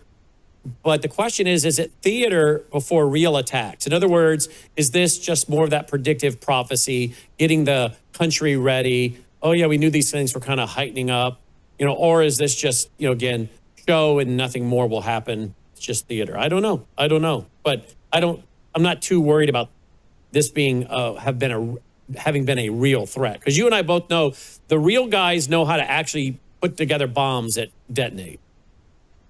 They practiced. Yes, they practiced for years during Afghanistan on our troops, and then many of them were able to pour over the borders. So they're here, and they know exactly how to do it, and they've done it over and over again. Not like this, kid wearing this bun in his head on his hair. Exactly, and they don't come and light it up in the middle of a street with police standing by and cameras rolling. Mm-hmm. Let's remember the, Boston Marathon. Boston bombing was going through my head, exactly. There you go. Or the shooting in California, San Bernardino shooting. Or the shoe bomber. That's how they operate. They don't create a scene. Or the one with Pamela Geller and Robert Spencer in Texas. Exactly. So it's easy to tell them apart. And I agree with you, Brandon. We can't predict if this is going to result in a real one or a real one's just going to happen while we're paying attention to these, because that could be the other side of it, right? Mm-hmm. We're paying attention to this while the real one is happening, I don't know, somewhere in Knoxville, Tennessee. That's why we need to be careful. We need to pay attention to the details. We need to be sure who we follow, who's our source of information. Don't just take words somebody posted. And by the way, what is it, Brandon, with misinformation going viral and truth never going anywhere? Mm-hmm. What is that all about? I know. Isn't that the truth? Huh. What did Memdani have to say about this? Here we go. Here's what he had to say about all this. On Saturday, a protest was outside Gracie Mansion, where I live with my wife, Rama. Neither of us were home at the time. This was a vile protest rooted in white supremacy entitled Stop the Islamic Takeover of New York City. I'm the first Muslim mayor of our city. Anti-Muslim bigotry is nothing new to me, nor is it anything new for the 1 million or so Muslim New Yorkers who know this city as our home. While I found this protest appalling, I will not waver in my belief that it should be allowed to happen. Ours is a free society where the right to peaceful protest is sacred. All right. So all of this was the result of white supremacy. Annie? Oh, an anti-Islamic bigotry. Mm-hmm.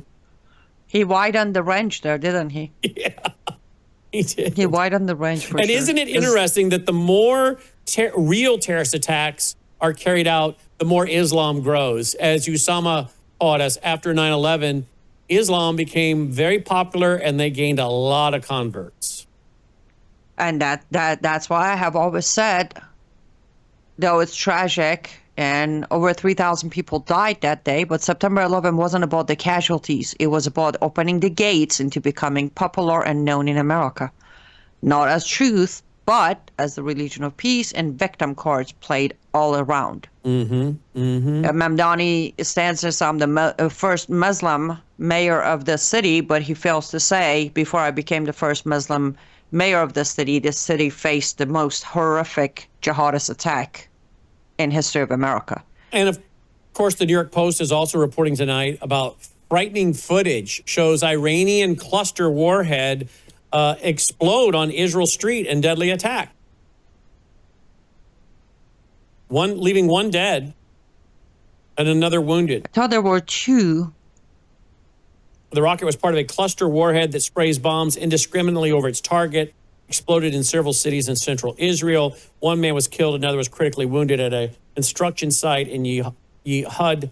Third man was seriously wounded, medical officials told the Times of Israel. So, the question is Benjamin Netanyahu going to be ready for this war to be over this quickly? I don't think so. No. On Friday evening, when I was sitting in for you, we talked about the same thing with both Aaron Levarco and Barry Nussbaum. And that is where the concern might start. That is where Israel is going to say, hey, we started this on our own.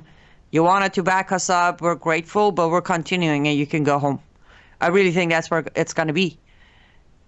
Because does the United States of America understand if they go for quote-unquote ceasefire, what Israel is going to face tomorrow?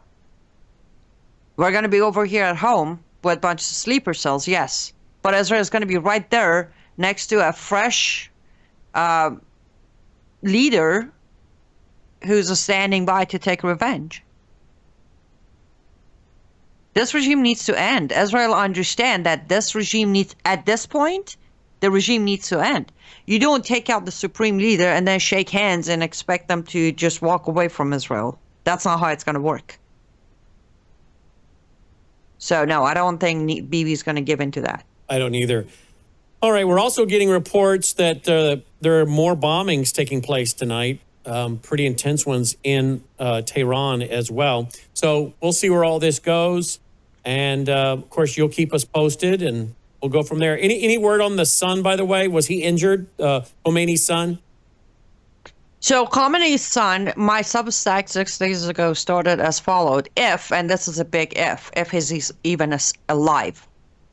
Khomeini's son was in the same building where Khomeini, his wife, being the son's mother, sister, brother-in-law, and his own wife were killed. He was in the same room with the same group of people. So they maybe have elevated a leader who's not even alive. Exactly. That's what I explained. I said, if he's alive.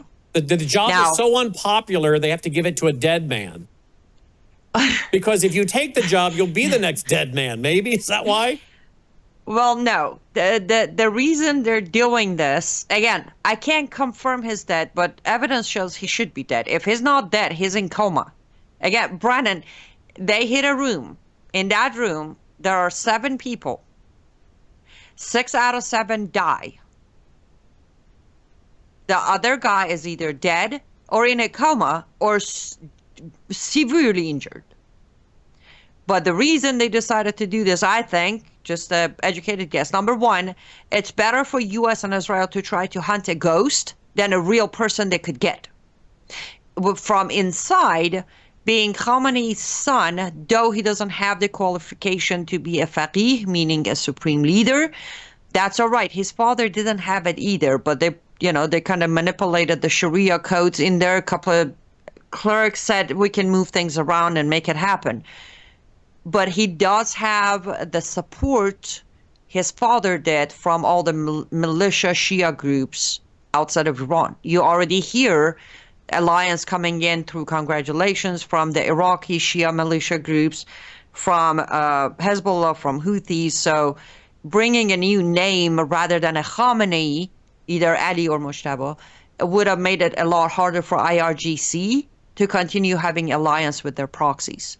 That's why they dropped Mujtaba's name in there. By the way, IRGC is the one that nominated him. It wasn't even through proper cleric steps of Sharia. IRGC picked his name. That's how I reported on it 6 days ago, because I heard IRGC dropping the name. So I don't even know if this guy's alive. But if he is not alive and if he was injured, it wasn't from a recent attack.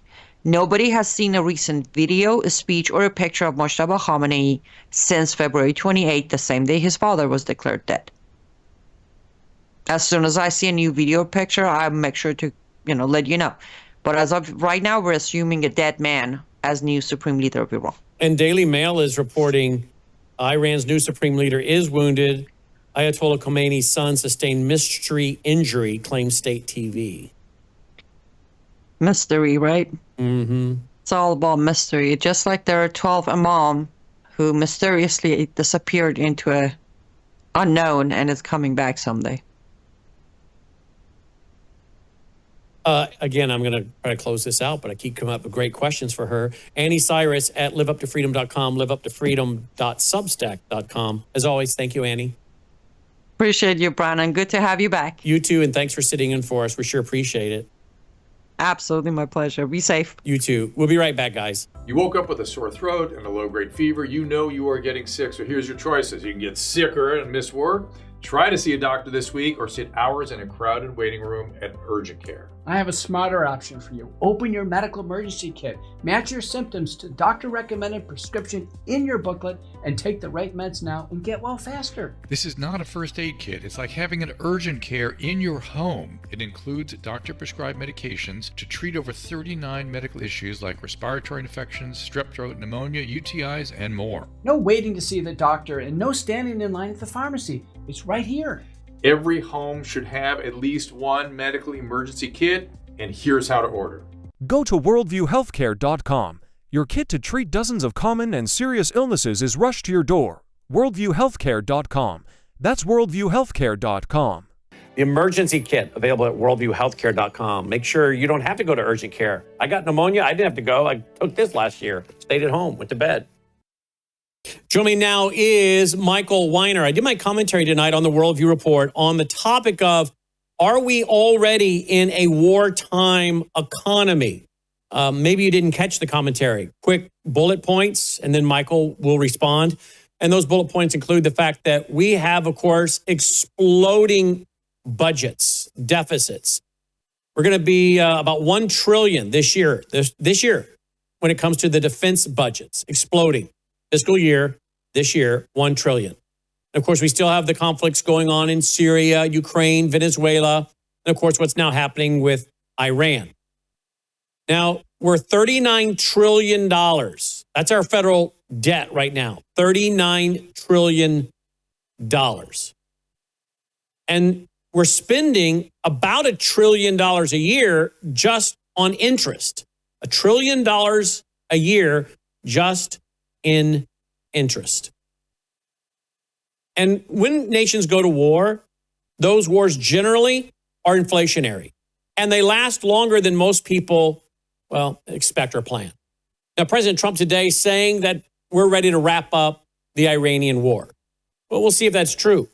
Many people believe that Iran still has thousands and thousands of these $20,000 to $30,000, $20,000 to $30,000 drones. Of course, those are going up against our $1 million Patriot missiles. And of course, those missiles, well, they include a certain amount of silver in each one. And there's a deficit of silver now. And in fact, history shows that after wars, prices generally go up. This is a matter of fact. Whether it's the Civil War, the Revolutionary War, World War I, prices a lot of times double post-war. We know that we saw the Great Society of Lyndon Johnson, the race to the moon, the Korean War, Vietnam War. All of these things, of course, have caused the debasement of the U.S. currency. And that's one reason why Nixon was forced to close the gold window, because there was going to be a run on the gold vault of America. We haven't learned our lesson. We've continued to fight war after war after war and debase the currency over and over.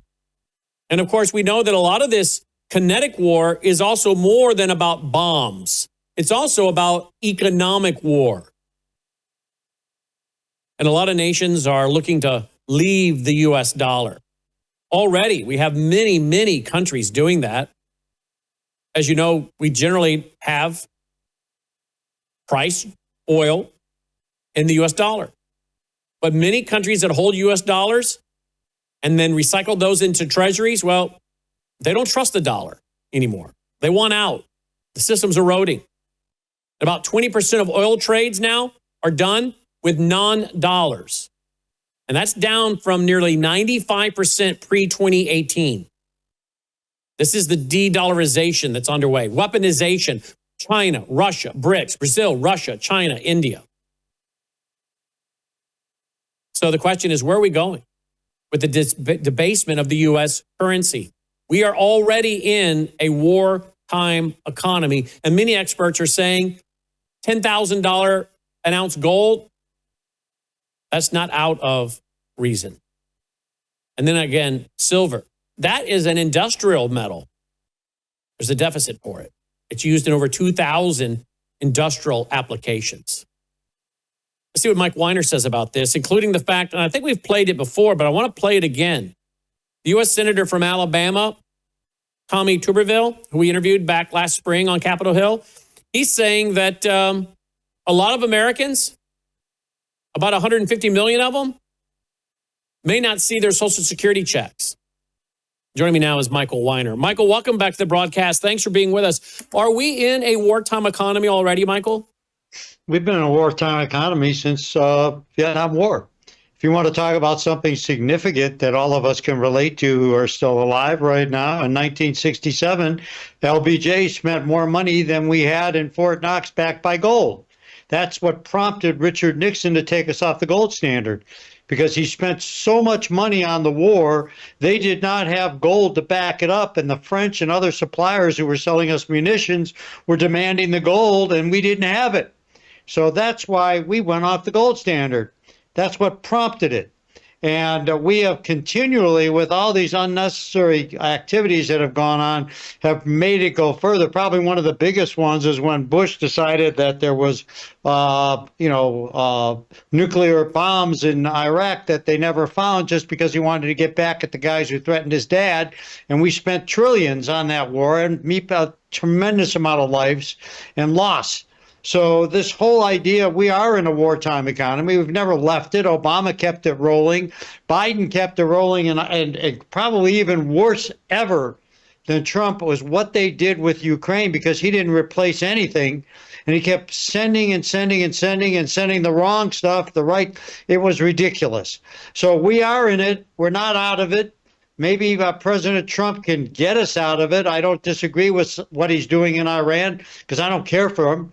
But at the end of the day, this debt that we are assuming right now is something that we're living with. The reason why gold is only down right now, and those people who want to buy gold cheap ought to be buying right now, because the only reason the gold market hasn't exploded right now is because the dollar has gone way up. Why has the dollar gone way up? Because everybody else's currency has gone way down because of the oil crisis right now.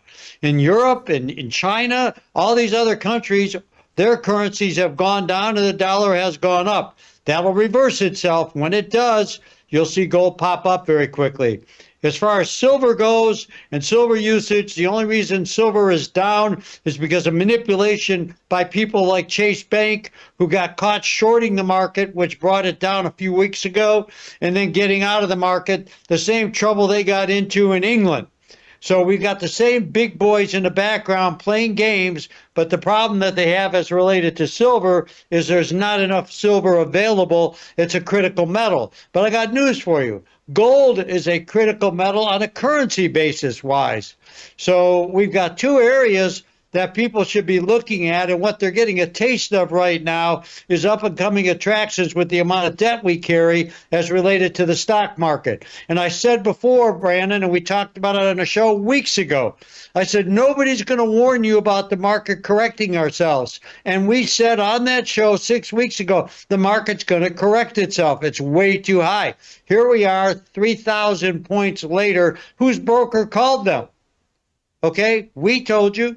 I'm saying right now that you're going to see currencies and debt going nuts, especially with the digital currency situation, and fluctuations are upon us. Currencies will affect the price of gold, and gold will protect your estate if you're smart enough to do so while you can and take advantage of these drop temporarily in prices. And on silver, you've got manipulation that won't last. And so I'm looking at silver heading back up to over 100, 120, 130. I still stand by my prediction of 6,000 year end on gold. Maybe better if the Democrats win, or the socialists win, as I call them. But we're in a terrible situation of debt and quite frankly, President Trump isn't dealing with it. He is actually expanding it. So, their way of dealing with debt is either through tariffs or building up the economy. The problem is when we've got too many balls in the air, including AI, and we're losing jobs.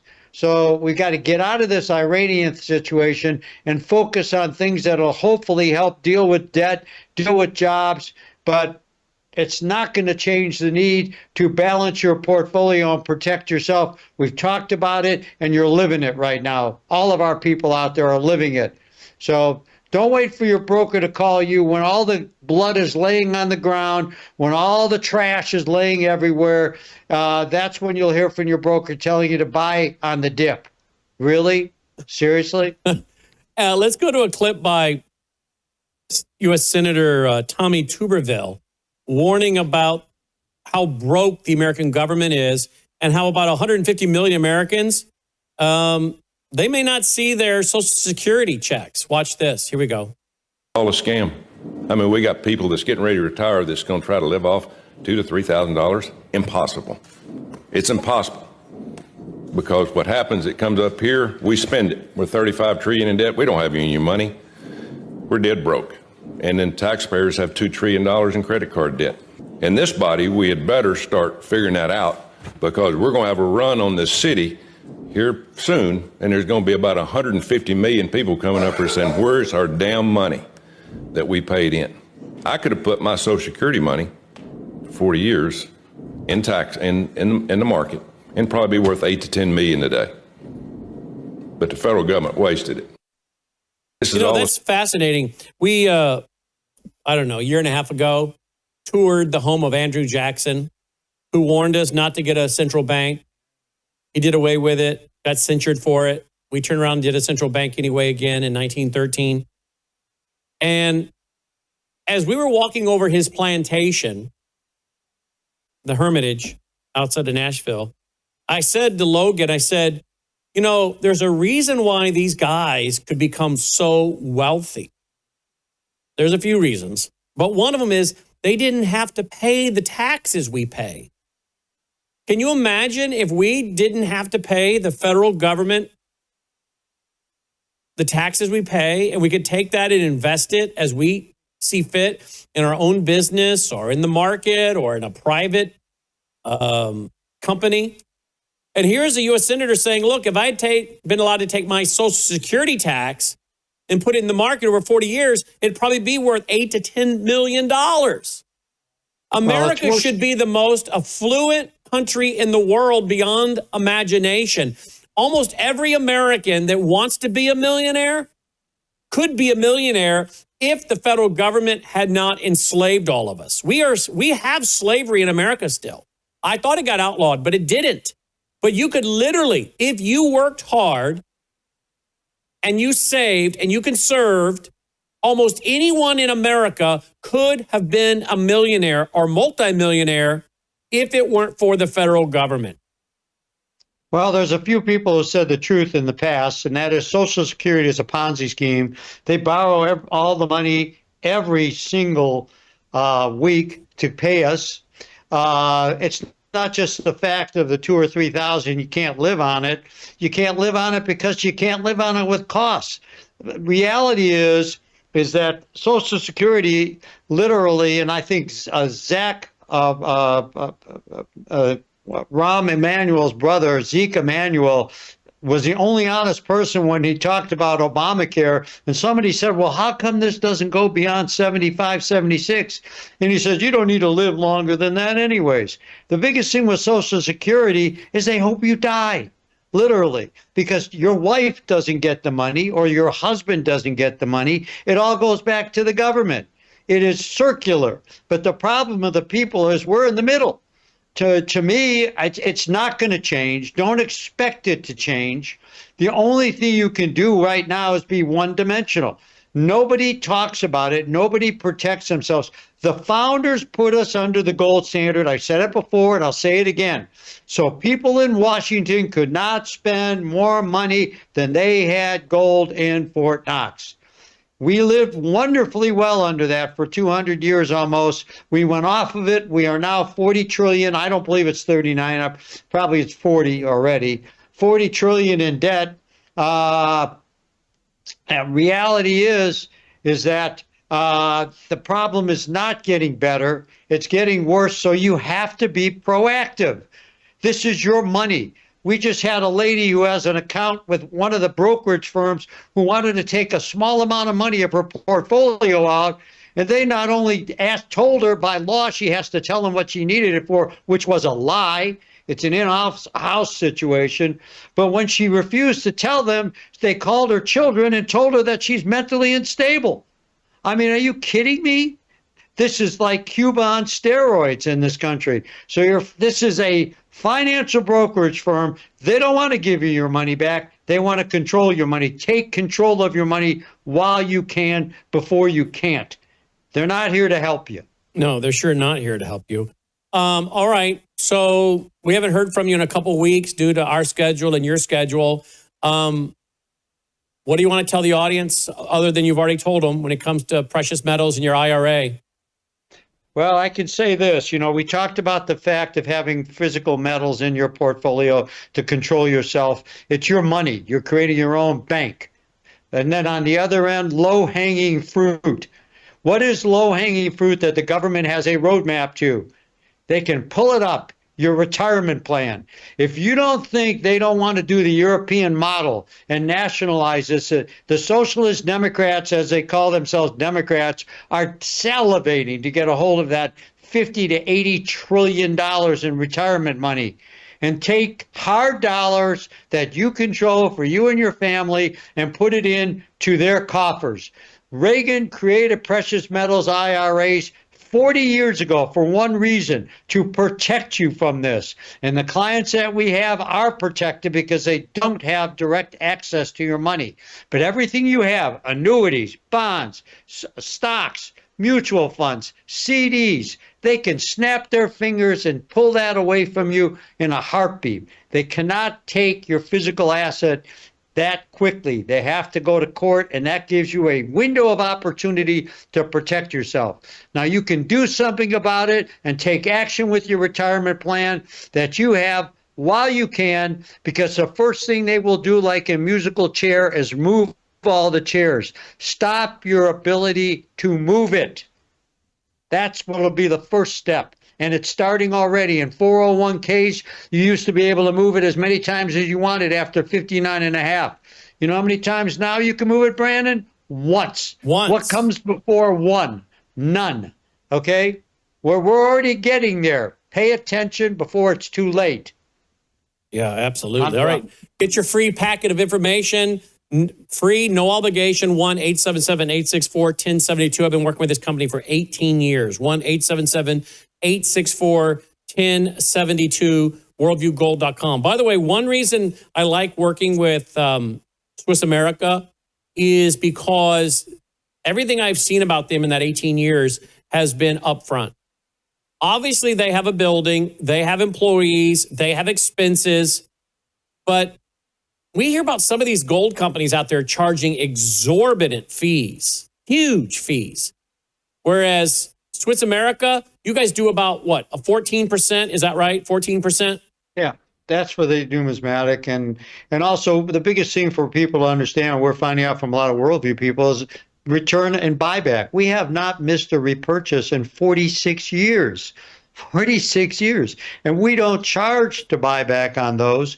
People right now know it. They just don't have an issue. They call us up because there are other companies they did business with tell them, well, we'll either sell you another product or we can't take all of it back, or some other ridiculous statement. People are in business. When I started off as a stockbroker, I turned to my boss. I said, why is there a bid and an ask?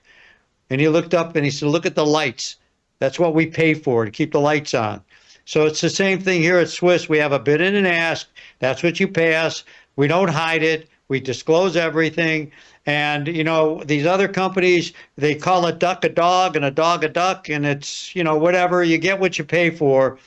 We've been working with you, Brandon. I watched a lot of your hair fall out. And, at the end of the day, I watched the kids grow up and the motorhome breakdown and all the various different times we went through things.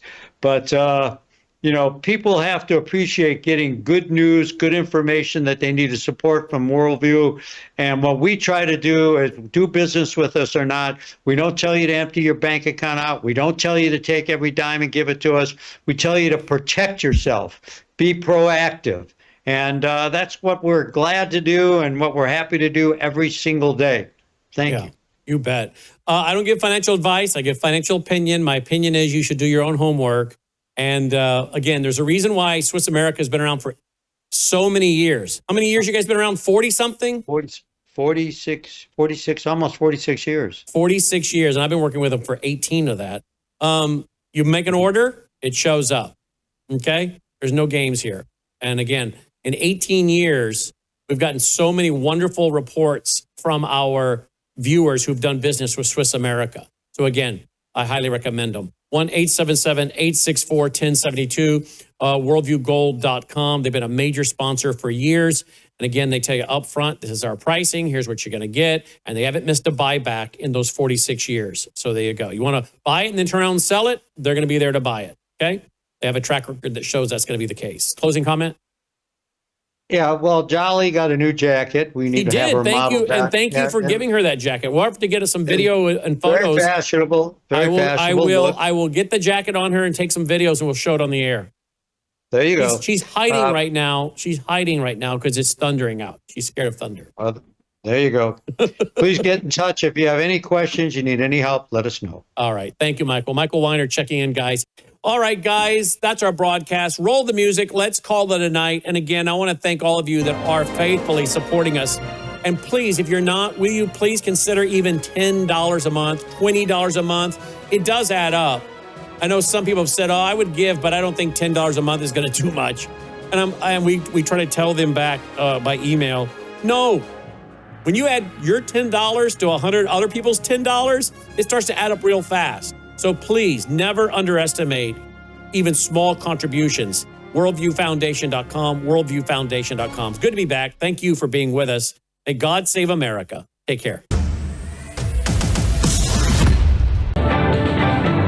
Faith, spiritual values, moral issues, government, economy, education.